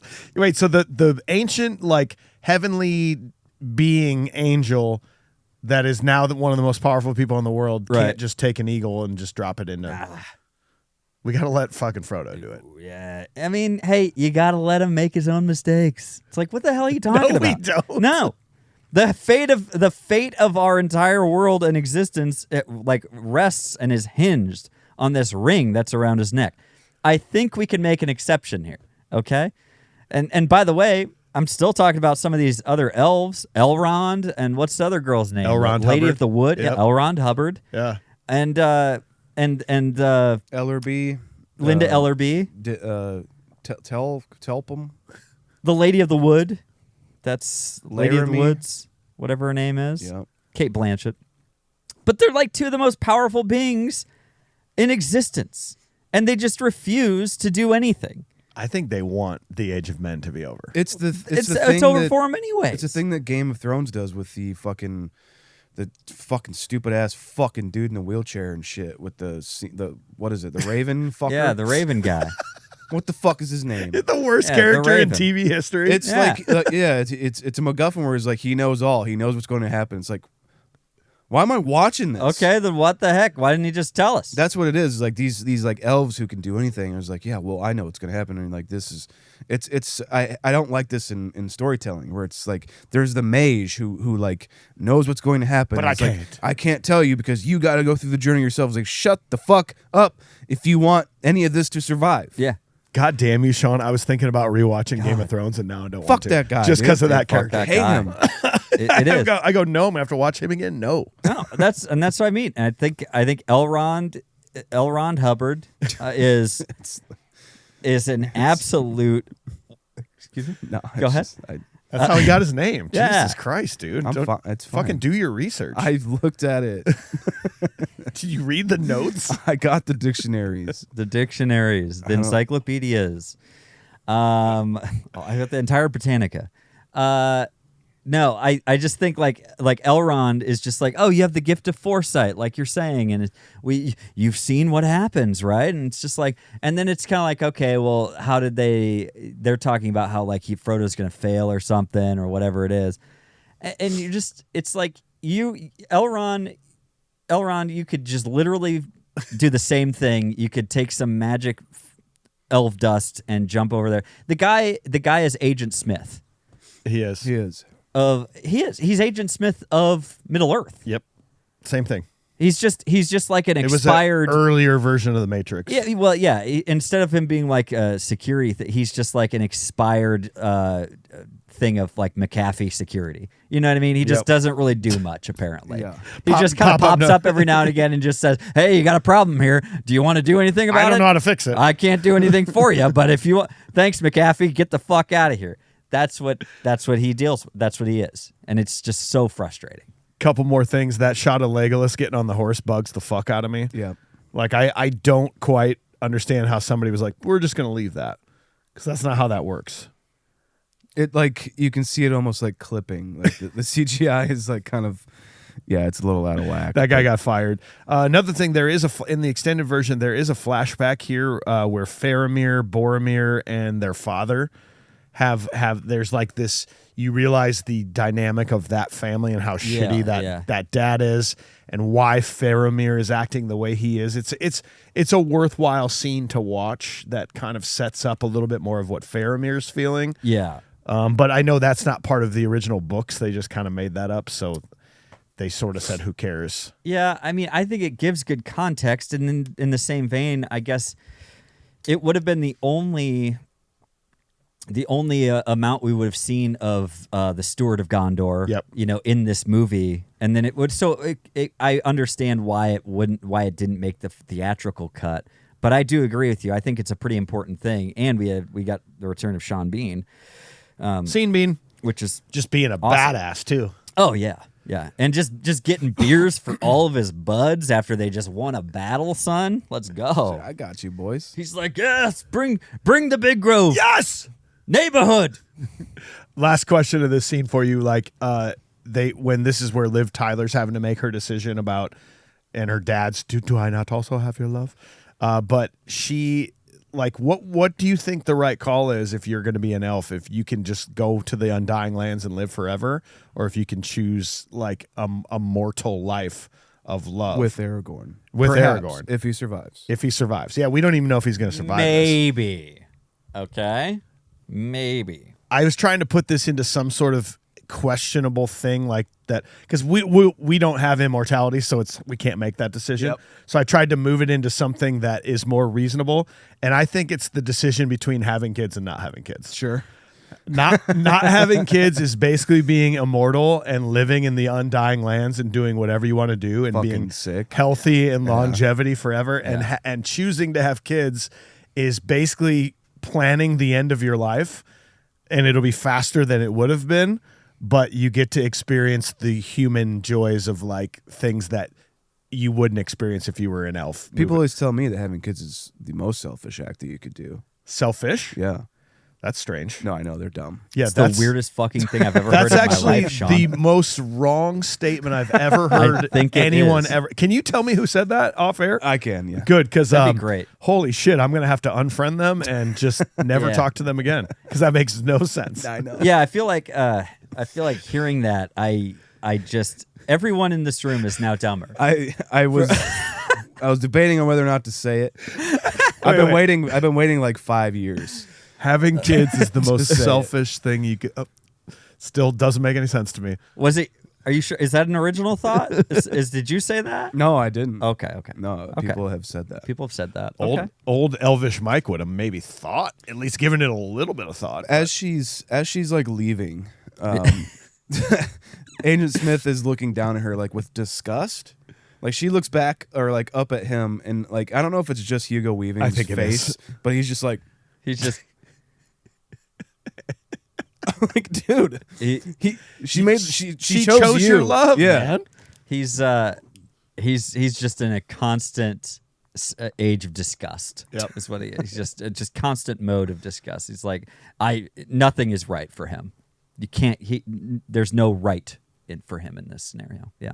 Correct. So scene 4, in a surprise move, elven warriors arrive to aid Rohan. The battle begins and the Uruk-hai breach the fortress walls using explosive charges. The defenders are pushed back step by step, suffering heavy losses, including the death of the elven commander Haldir.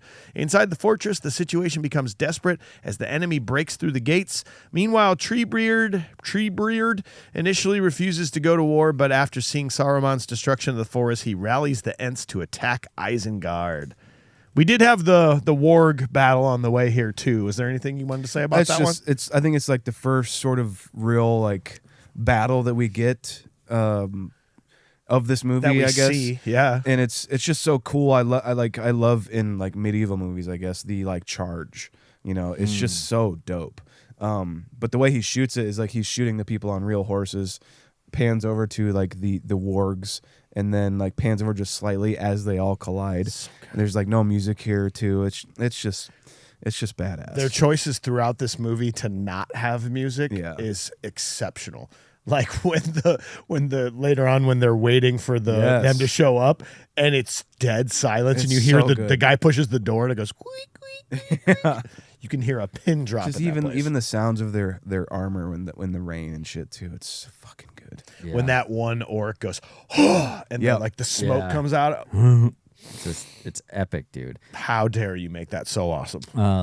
The warg rider scene I do want to touch on too, just a smidge because this is like it's the first time I think. Well, maybe not the first time, but I think a major time of when there's so much more at stake than just like our heroes around. So everything feels much more dire because of the women and the children, and you get this kind of great back and forth of Theoden and Eowyn of them. Well, I want to fight, but no, that's not what I need you to do. That's such a trope, though. Like Yeah, it is. Oh, it's so tropey. and you know right away, you're like, oh, well, she's gonna fight at some point. So okay. Okay, so she wants to fight, huh? Just like she said, I feel nor death nor pain. It's like, well, okay. You sure? You sure? Because did you see these wargs? This is Until you feel pain or death. yeah. I'd be fearless of it too. Yeah. I've watched my 3-year-old just do some weird shit, man. Some fucked up shit. I can make that jump until you can't. Until he can't, and you're like, oh, well, hey, buddy, we figured it out, right? Yep. And then but anyways, a good back and forth there is a bit of a trope. At the same time, it's just like, would you just listen for one time? Just go and do the thing. I need you to do this one thing. It might please, be the for most love of God. important job of It all of us. Literally is the most important job. Can you please just fucking do it? It's the whole reason we're making this trek. Will you please complete the task? Like, No. You're the leader of want to. an entire city Yeah, at the moment. So get them. I will probably die, which means you are now the next in command. Yeah. Then you can make all the decisions you want. Then you can go fight. Jesus Christ. Makes it a little bit more impactful later, but the main guy, I didn't know this until like a fairly current rewatch, but the main guy who like stops Gandalf and them at the door the first time and he asks for the staff. Yeah. Okay. That guard. Yeah. So that guy, he's the one who gets like eaten by the warg. Yep. Like first and foremost. That guy's name is Hama. And Hama is the father of the boy that talks to Aragorn at Helm's Deep. Oh, wow. Okay. So he says, Haleth, son of Hama. I could never understand what the kid was saying. Yeah. And then he says Hama, and it's like Aragorn realizes Oh, okay. that's His dad just so it like died. makes that conversation just a little bit more impactful. Oh, cool. You know what I mean? Aragorn's our king, man. He's our leader. Yeah, He's bred for that shit. And he knew it's like Hama's the first one out during the warg stuff. Isn't He's he like "Oof." someone's actual son on set? Yeah, he was. Yes, I saw that. Someone's son was actually that kid. Yeah. And I don't remember who it was. Great podcasting It's there. important. Great piece of podcasting we just did. What great content. I sure could look it up if you really want to know. No, fuck it. Good. Who was Haleth, son of Hama? Who was the actual? No, I don't know how to even type it. I Nope. can't do it. It's too late. We've gone too far. Should we talk about the Ents a little bit? Set them up. Yeah. Mike's looking it up. Yeah, we absolutely should. So, talking a little bit about this, first and foremost, We're talking about Gollum, how they went through this whole big thing of like, the CGI, the efforts that's put in. Like a single frame apparently could take like a couple of hours to actually render. Mm-hmm. Apparently a frame of Treebeard could take up to 48 hours to render. It's quite a lot. Frame. I didn't realize until this time, and I was just taken by it at this time around. But the voice of Treebeard and like all the effects and layers they have on it is just there's something so comforting, and it works so well. It does sound like he's talking through a beard. How that sort of tone, it's almost like a pop filter in itself of talking through a beard is, or like a beard full of moss. It sounds like that's an ancient voice. I don't know. It just works so well for Treebeard, and I did not know that was John Rhys Davies. I know. I didn't either Until this time. Which makes didn't, perfect sense. But yeah, and I just they even said like they didn't even really change it. yeah, They just say talk the lowest you can talk, lowest voice you can give us, and he did. And they I'm sure they did a little something over the top of it, Yeah. but shit. But yeah, you're right. He sounds like his mouth has not opened for 70 years. it's like the rock guy in Neverending Story that eats the rocks or whatever. Yeah. I forget what that one's called, but like his voice always felt like that sounds like a guy who eats rocks. Yeah. I don't know. No, totally. All right, I found it out. It is very important. Isn't it? Is it Aragorn? No, he's the son of Aldor, who is the old man who fires the first arrow. Perfect. No, yeah, That's way better. Extremely important. It's way better, dude. So important. Ah, shit. That's my dad. There's my dad. The crazy thing that you realize about why this story is so incredible is like how many villains there are in these films. Mm-hmm. Like at any given point, you've got Sauron, Saruman, the orcs, the Uruk-hai, Gollum, the king, some of the men, like the king in the next one, whatever his douchebag name is, like Faramir, Stewart or perhaps. whatever. right? You've got all these just like terrible, scary villains all in their own right, and it's just like culminates in this where you're just like the tension's out of control in this movie by this point. Yeah, and like especially like the lead up to Helm's Deep battle, like they are all, especially the king is just like we're fucked, like we talked about, like fuck this, dude. Like let's not even get our armor on. Let's just go out quick. Sean, tell me you caught this. He's doing his self-loathing, like he's like, "Do you trust your king?" to the guy, and he goes, "Your men would follow you to whatever end." Like, but what about you? Because he says, "Do you trust?" He goes, "Your men would follow you to." Like, basically, that guy's like, "No, I know a little too much of what your personality is right now. I know I work for you. I didn't vote for you. I do not trust you. Your men, they'll do whatever you say. Me, no fucking clue right now." It's just like, do you trust me? I just put the armor on, it's like, yeah, but you didn't answer the question. It's like, can you, when he says, it just makes me think like when he says, "Oh yeah," it's like, yeah, your men would fly. It's like, that's not an answer. You didn't answer the question. Oh, I'm getting a phone call. You didn't answer. What's a phone call? What? It's just kind of, I just don't know about Theoden in this whole round. Like even the whole, like he goes down there to the gate and he's like, he stabs the one guy and then gets stabbed, and 2 seconds later he's back out of there again. It's just just theatrics of being king. And Yeah. He's a tough old bird. not really. So, Not a good fighter. Yeah, he's not a great fighter. No one said he was a great fighter. Do you guys get the feeling that elves men don't have cocks? Yes. Okay. Because There's something about reproduce. like who like kind of floats while traveling. It just seems like they aren't carrying much. Yeah. It's like there's not much throwing off their stride. You know what I mean? Like when they arrive, too perfect. especially like the head guy, he's like, "Hey, what's up?" Even like Aragorn hugs him and he's like, "Yeah, we That don't do hug that." was completely asexual.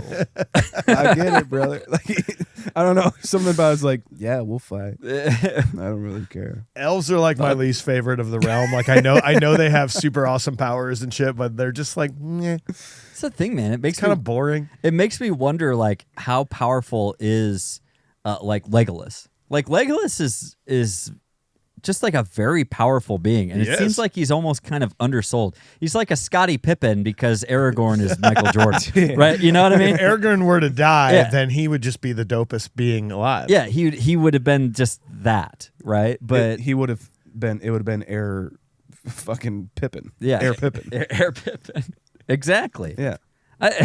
Not the Lord of the Rings character Pippen. Scottie Pippen. It's a little. So yes, That's where he did get his. Well, okay. Yep. 90s Bulls is Aragorn. Fucking Basically. Gimli. Yeah.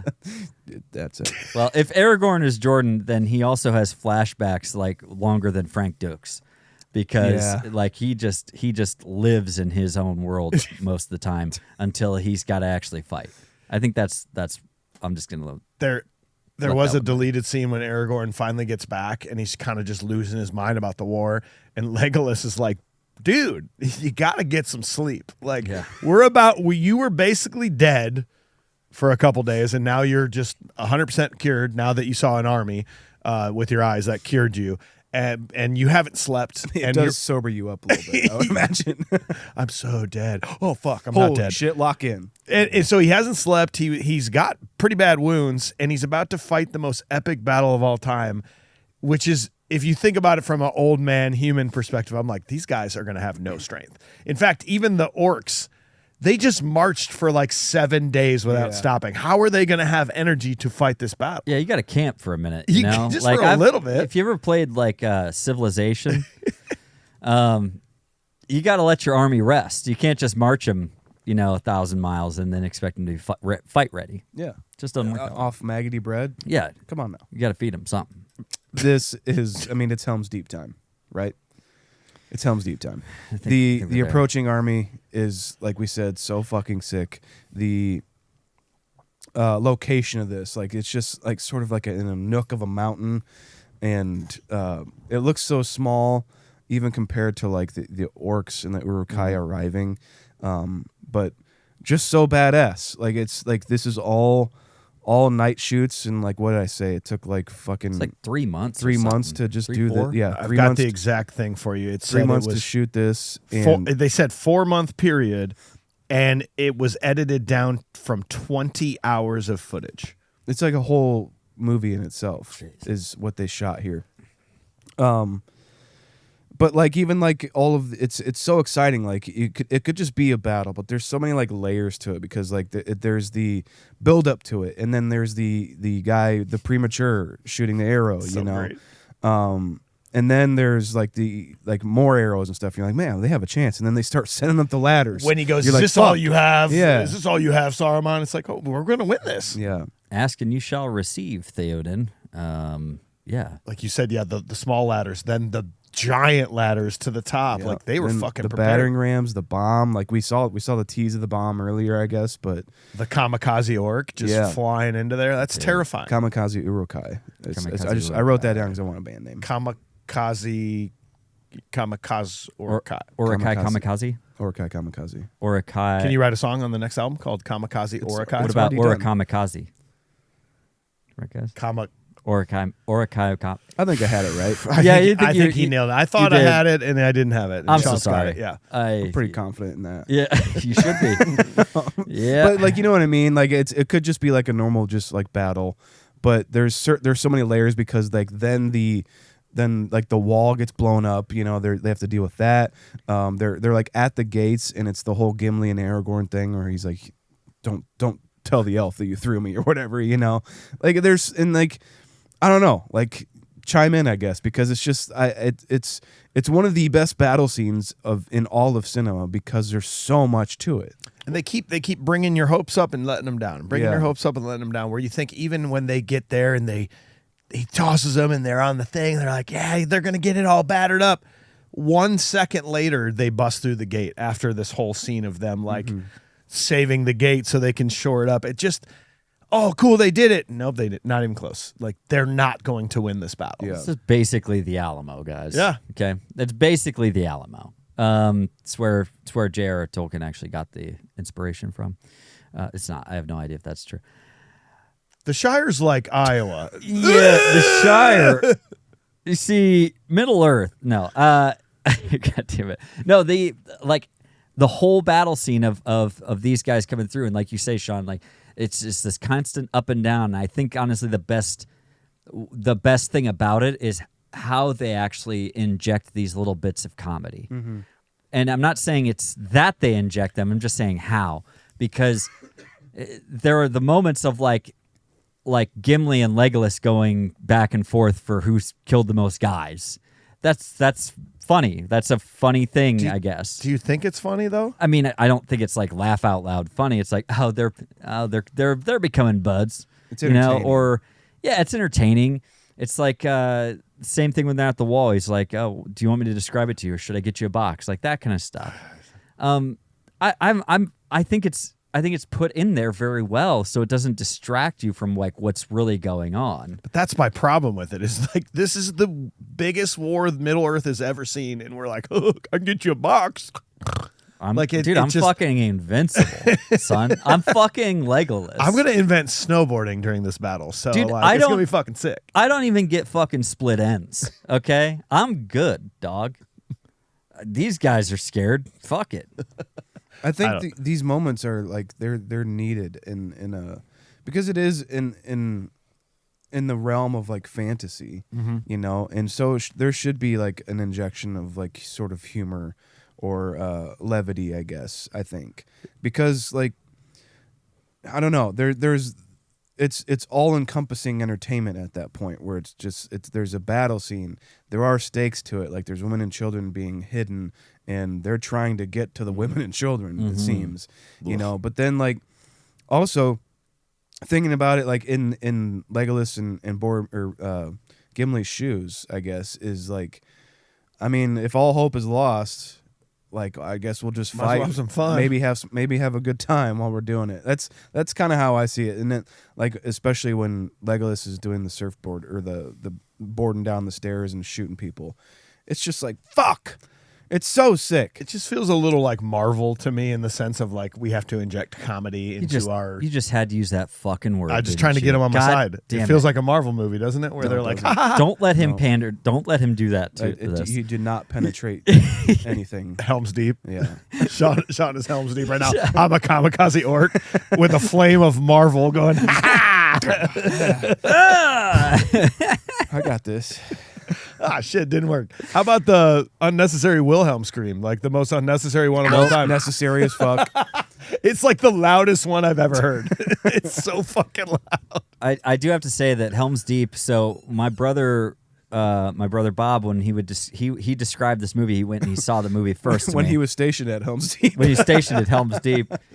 I went and visited him. No, sorry, they were rebuilding. Well, at that time it was peacetime. They were just basically security. So it was like he would describe the movie to me, and this is when he started to tell me like, oh yeah, like well, I mean, they all die, right? And I'm like, what? No, what? Yeah, Saruman takes over. Yeah, dude, they all die. I mean, they all get kind of taken out in their own way. And I'm like, are you serious? He's like, I was like, well, what happens to Gimli? Because he's my favorite. He's like, it's one of those big troll things got him, man, or whatever. And I'm like, well, what about Legolas? Arrows. He died by arrows and stuff. I was like, well, what about Aragorn? He's like, he fell off the cliff and stuff. Yeah. I'm like, ah. And then I watched the movie. I was like, they didn't fucking die. And I was like, dude. And yeah, he would just do that shit to me all the time. That was a little insight into my life, guys. It's fucking awful. I'm just straight up with you. I'm really mad at your brother. Brother, dude. That's really shitty. But then he's like, nah, dude. He's like, they all live. It's great. God. It's like, well, don't tell me that either. It's funny. Final scene, Aragorn leads a desperate charge at dawn just as Gandalf returns with Éomer and reinforcements, turning the tide of the battle. Simultaneously, the Ents attack Isengard, flooding it, crippling Saruman's power. Back in Gondor, Faramir brings Frodo towards Osgiliath, where a Nazgul nearly captures him. That's the one word I don't know. Yeah. But Sam's loyalty helps snap Frodo out of the ring's influence. Realizing the danger, Faramir releases them to continue their mission. As Frodo and Sam press on with Gollum, his darker side resurfaces. Hell yeah. Let's talk about that, Sean, though, because this battle, from the minute that first arrow goes to the end of this, it's a 36-minute long scene, which is so impressive, except for the fact that they keep cutting back to the tree. Now, I feel like they could have set it up a little bit better to where the tree attack was in the middle of this. Yeah. Instead of all the cutbacks to the talking and then the attack. Yeah. It just sort of takes you away a little bit when you're really thinking about it. It really does, and I can't come up with an excuse for it other than like Jackson can't help himself, but like, yeah, this is really exciting, right? I'm also kind of funny and a jokester, so how about literally trees talking to each other, slow talking more as Peter, style. that's not a funny joke. Yeah, exactly. I feel like It really takes away from it. Yeah, I feel like this is Mike's nightmare, having to sit around like these tree guys talk, just like trying to figure out a decision. It is. It's just. What do you think we should do? Do you want to do like this? What was the original Like question? next week? And mut is what the word A sphincter is says what? for what we have made the decision to do. I'm extremely pissed off just from you trying to recreate this, and it isn't even real life. When is our next recording, Mike? When do we record next? Meanwhile, All these answers so cool. And oh, yeah. Cut back. what? I love the Ents and I love their battle here. Like when they actually go in there, it's so fucking cool. Yeah. Destroying that town and stomping on the orcs and flooding it. But the act of getting there is just so hard to get through sometimes. I can't imagine, like, you know, Pippin and Merry, but Pippin especially. Like, how does this guy have the patience? That guy looks like he's just a bouncing knee of anxiety. You know what I mean? He's just like constantly, it's like, oh yeah, well, we could just go and do this, we could do that. It's like, how is he the one who's like calm during this shit? It kind of blows my mind. And you're right. It just takes so long. It takes a lot. And I do remember Bob saying, because I think he read the books, about how, yeah, there's just a lot of like them going through the forest. And it's just like, it's mind numbing almost to read what he wrote. And like to watch it is borderline mind numbing. Yeah. Fuck. I feel like a burning ent as well could be like, Great band name. well, that, but also like the epitome of like a weapon upon a weapon. Because like if you're on Kamikaze fire, ent. yeah, if you're on fire, like if you get lit on fire and you're an ent, you're so big. How about if you stop, drop, and roll one, you could survive. You could put yourself out, Maybe. but also take out a shit ton of orcs along the way. Yeah. Yeah, you're a rolling fiery log. Yeah. That's what you are. I did really like to see him literally put himself out, though. That was cool. Really relieved to see that. Thank God. Oh, good. Okay, good. The Yeah. water got to him. But by the way, like the mountain, the way, and here's the thing, and this is what I'll say about like some of the sets. Maybe I'll just kind of say this as an overarching thing, because I kind of feel this way when they're going to Edoras, like the Rohan Kingdom, you know, not Helm's Deep, but like when they're kind of coming up on that, it looks like it's just a small town almost, you know? Like Helm's Deep looks pretty massive and like majestic, but then you have like this where it's like a weird perspective. You see the Tower of Isengard, right? And the dam that they're talking about, like from the mountain, it's like it's all the way like miles and miles away. You know what I mean? But then it seems like it's right there once they undo it. So it's just, there's like some weird, I don't know, spatial awareness for me that throws me off every now and again while I'm going through this movie. I don't know. Am I the only way? Am I the only one? I can see that, but to me, like I guess like the character motivation for it is like it's maybe supposed to look a little like like raggedy, I guess. Isengard is, because it's like Sauron is like trying to copy everything that Sauron did. So he's like, I'm gonna put my own tower. But there's water here. burn so all the land. I gotta make a fucking dam. So it looks like undone. It looks like not. It's like the Death Star being built. That's again. true. You know what I mean? Yeah. Yeah. Well, and then you get that incredible moment when they're, it's pretty much all is lost here at Helm's Deep, and they decide to ride out, and that's when the coming of Gandalf coming down that hill with that side, and you kind of forget it. They're coming down, and the orcs are like, "We got you, dude!" And then that sun blast behind them. Oh yeah. Maybe one of the more epic shots of the entire series. It's so badass. I think it is. Still, the king is like, so much death. What can men do against so much hate? It's like we did a shit ton, actually. Yeah. Did a If we lot. just keep trying. That was actually we destroyed about 10,000 orcs. So, pretty good, right? And by the way, there's another passage. Why didn't you guys just tell us there's another we could have gone another way. We could have barred it up and then just taken off. I mean, come on. It's like, is there no other way? It's like, well, there is one passage, and now you tell me. Yes. Like, that's the whole idea. Like, that was another frustration, where it's just like, seems to be J.R.R. Tolkien's thing of just like, let's do all this shit, and then tell him that there's another way, a better way to do it anyways. Yeah. You know what I mean?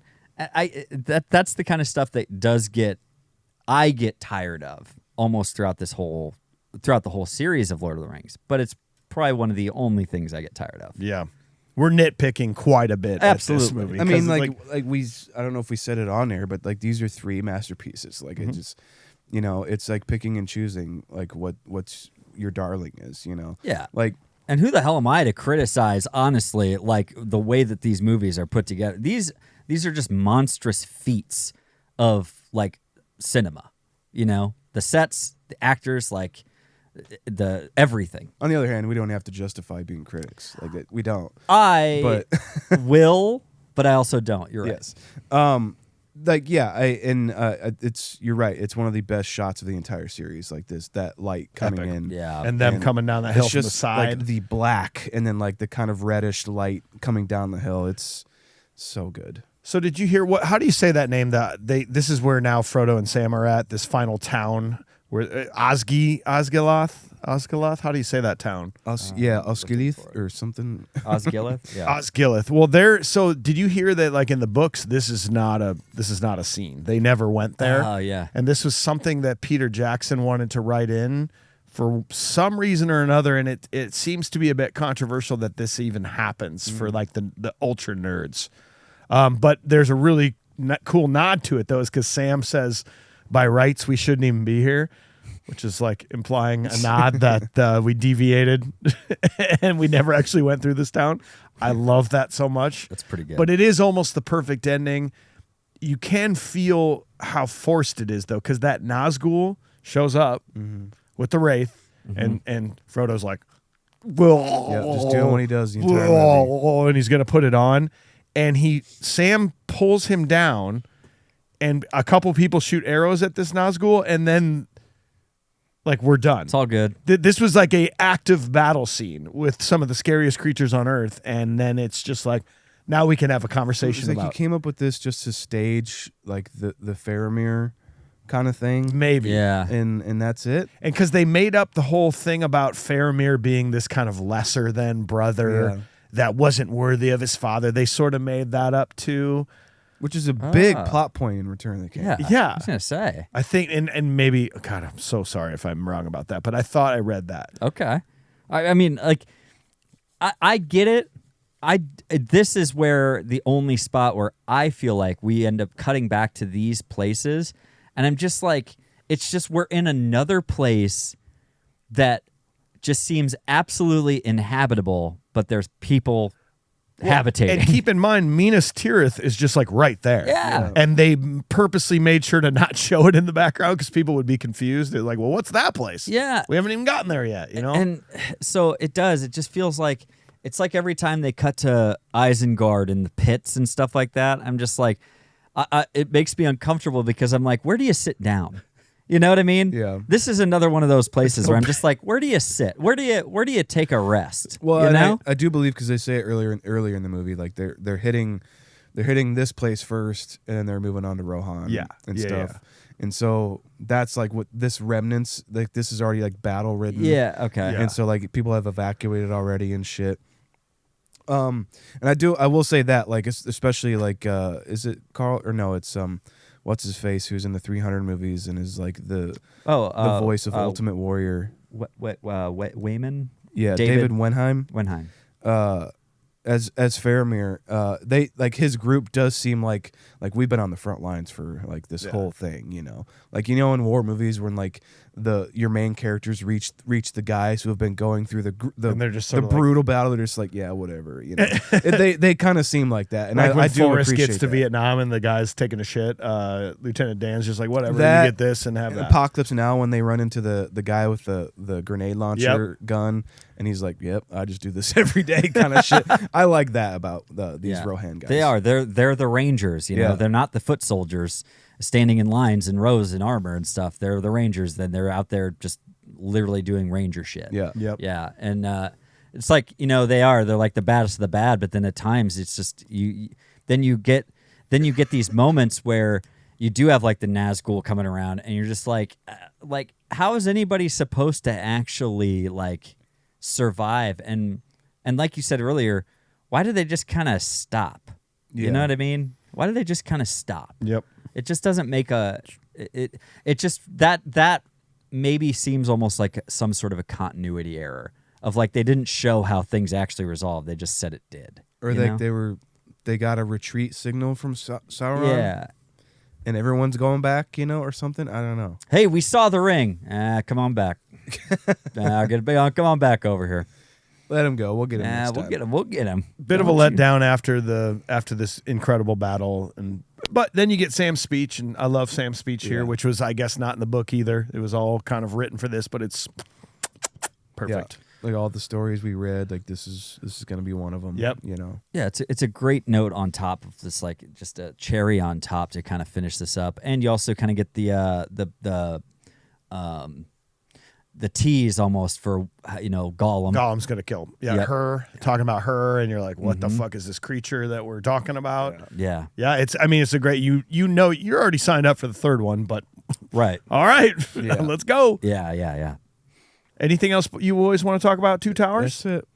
Well, my friends, we have dissected this movie scene by scene. It's time to give it our modern ratings. We're going to etch this in stone. You can see the ratings of all the other movies we've done at confusedbreakfast.com. Also support the show directly by going to patreon.com/confusedbreakfast. Great perks. You get to vote on upcoming movies, direct access to us in the Discord, weekly bonus audio episodes, and our top tier Little Lebowski Urban Achiever tier gets your reviews read on air. Before we drop our scores, AJ, I know we got three. Looks like 3 Little Lebowskiers in there. Oh, hey. What do they have to say, man? Well, let's go ahead and jump on in. I'll get there. I got you the first one. You get the second one? You got it. So I paid this is Bryn Reese 90. So I paid on this tier because of this film. Medieval fantasy has always been my jam. Before Fellowship, I had no knowledge of Lord of the Rings. This film finalized the obsession. I watch it at least once a year. Ulysses cut, good man. The scenes from Gimli, Legolas, and Aragorn keep you entertained throughout. The cinematography is the reason I went traveling to New Zealand a few years later. Helm's Deep gives you the best battle scene of all time. Also made me appreciate classical music. Prop, he wants the Ents holy water to make me taller. Nostalgic 10, modern 10, straight up. Wow. Connor Wilson had this to say. My friends and I went to the midnight showing of all 3 Lord of the Rings movies. Yes. It felt like an eternity to wait a year in between each release. Only 1 year. Only 1 year, though. Crazy.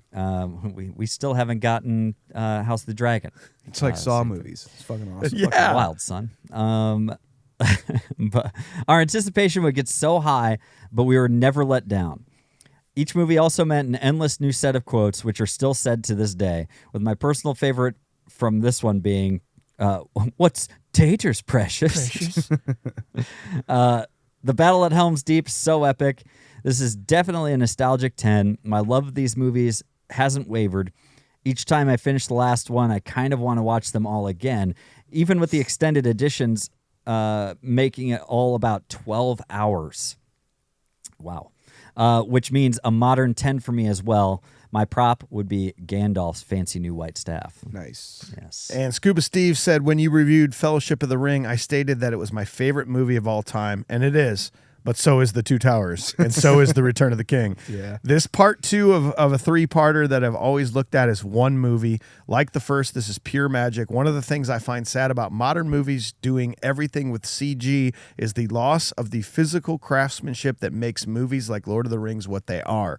Other than maybe Christopher Nolan, no one does movies like this anymore. No one does these massive sets anymore. No one does miniatures like this anymore. No one has hundreds of extras and costumes and armor like this anymore. shit. It makes me appreciate the Lord of the Rings a bit more every passing year. Like Fellowship, it's the same as it's always been. Nostalgic 10, modern day 10, prop, Frodo's sword sting. Nice. Good call. Sean, I'm going to go to you, man. What do you think about this whole thing? Now, believe it or not, I do like Fellowship more than I like The Two Towers. I gave Fellowship... What? Kind of crazy, right? Man, your guys' reaction is genuine as fuck. What? I gave Fellowship 9.2. I love that movie so much. And you know, these reviewers are right. Like these people are they were on the show for a reason. I do see these movies as like one thing, but when you have to break them up like they on their releases, you know, I think this probably, and I'd have to go. We have to do Return, obviously, but Fellowship is better in my eyes. So, but I mean, like, the thing that my criticisms is like the Frodo stuff really kind of gets to me. There's some things that take away from even like the best parts of this movie, the Helm's Deep. I do kind of feel like this is a sort of like an in-between movie to get to Return, you know, and we're just injecting Helm's Deep as like, but that you can't forget about this one because of Helm's Deep, you know. It's one of the best action sequences we've ever gotten, for sure. It does not make the movie better, though. Like, it does not make the movie as good as Fellowship for me, unfortunately. There are some things that take away from it, even in Helm's Deep, as we discussed, you know. Yeah. But it's still great. It's still like it doesn't mean it's a bad movie whatsoever. But I'm gonna have to go. I'm gonna go 8.1 on this. 8.1 for Sean. AJ, what about you? Wow. You know, like I say, I feel like I understand why Fellowship, I think, is probably better for a lot of people.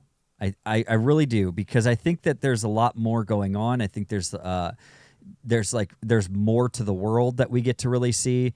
More is taking place. Everything's getting started. You get to see everything from the Shire to, you know, the towns that they travel through. And you get some crazy battle scenes, right? I think. Sorry, what it is for me is like the group of like Gandalf, everybody, like the Fellowship. Yeah, that's what's most fun for me. I love it so much. But yeah, and they're split up in this one. And then they get split up, and that's I think that's kind of the bummer for me, is the idea that they get split up so fast. Yeah. You know, the Fellowship only lasts for like, I don't know, it feels like only so long until it's done. You know, and we're off into our own tangents. But I feel like this movie stepped it up even further when it came to the sets and the costuming and like everything that went into these. We talk about like the amount of horses that were used in this, the amount of extras that were used. I mean, the way that they achieved. It's a marvel. I think it was Scuba Steve said that each passing year, I feel like I like it more. I appreciate it more.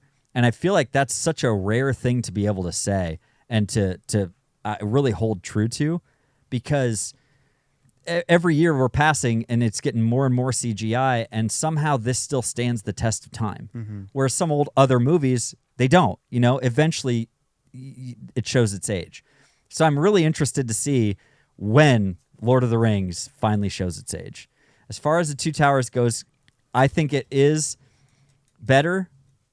It used to be my favorite of the trilogy.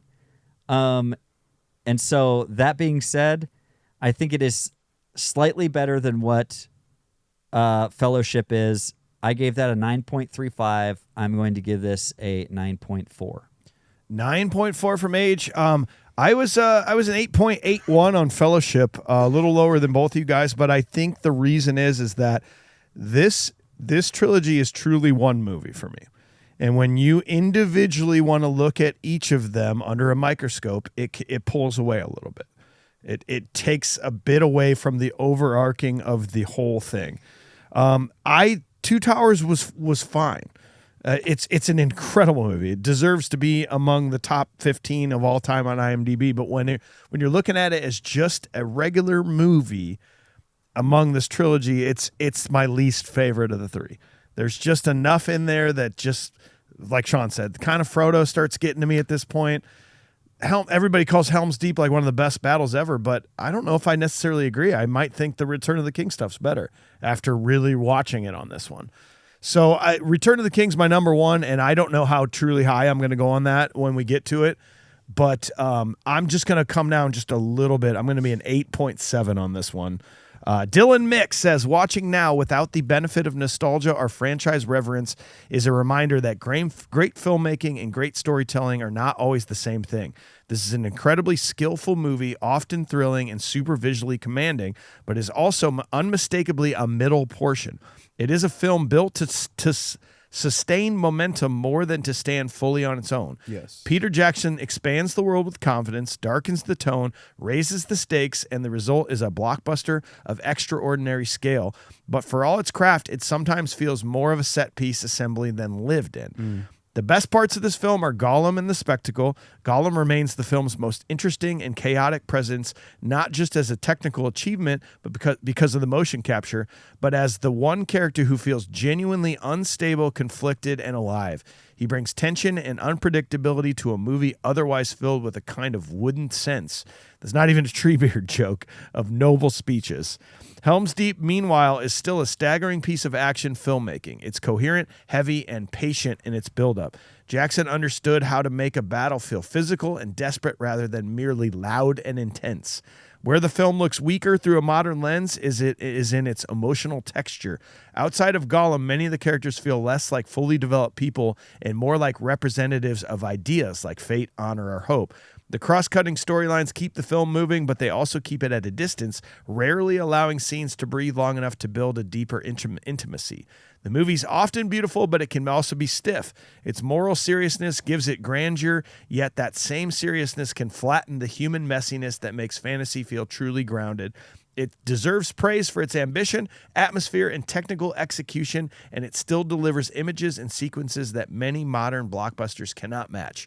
But stripped of cultural memory and built-in affection, it plays less like a masterpiece and more like a superbly masterfully made bridge between stronger beginning and ending chapters. It is powerful, often exhilarating, and undeniably important, and like its two trilogy mates, stands the test of time, but it is probably the weakest of the three. Modern-day rating, 8.69. Punchable face, Jack White as Grima Wormtongue. Prop. His prop is Gandalf's new staff. I sure would deprive an old man of his walking stick because I got a bad hip and I want it to be my walking stick. Dibs. That's you nailed that one. So an 8.69 takes us as a group to an 8.8. If you go to the movies we have done, final ratings, an 8.8 is going to put this in the 18th spot. We do think that no. We do think that Snatch, Seven, and The Goonies are better movies, but we think this is better than Fight Club, Reservoir Dogs, The Shining, and The Fellowship of the Ring. Damn. Fellowship is an 8.72, and this is an 8.8. Wow. Okay. They have spoken. Two Towers as a group is better, you guys. What do you think about that? All right. Yeah, that's fine. Yeah. A reviewer there said everything that I think pretty much more beautifully than I could have. Yep. I totally agree with you. It definitely seems like a bridge from one great movie to another. Yeah. Very well said. Well, we hope you enjoyed the episode. Thanks for being here. Tune in next week as we do a movie called After Hours, followed by 2002's Spider-Man.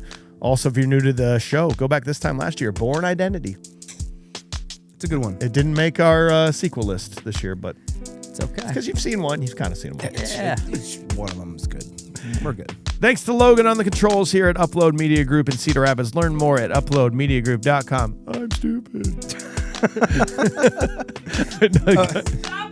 A reminder: After Hours. We are doing After Hours. If you haven't seen After Hours, please watch it before you listen to it. Have you checked for a streaming service yet? I think it's on Amazon Prime, so I think you can get it on Amazon Prime. But Sean's saying don't sleep. it's Don't my sleep on it. is it's what my he's saying. favorite Scorsese. So if you haven't seen it, please watch it before we review it. So that's all I'll say. All the Scourses. Yeah. $4. And thank you to our network, Cloud 10, cloud10.fm. And that's it for us. Goodbye. Bye. Again, I don't know if that's the music. Oop, Eric going took a tumble. He fell off a ledge. He washed up on the show. Horsey gives him kisses.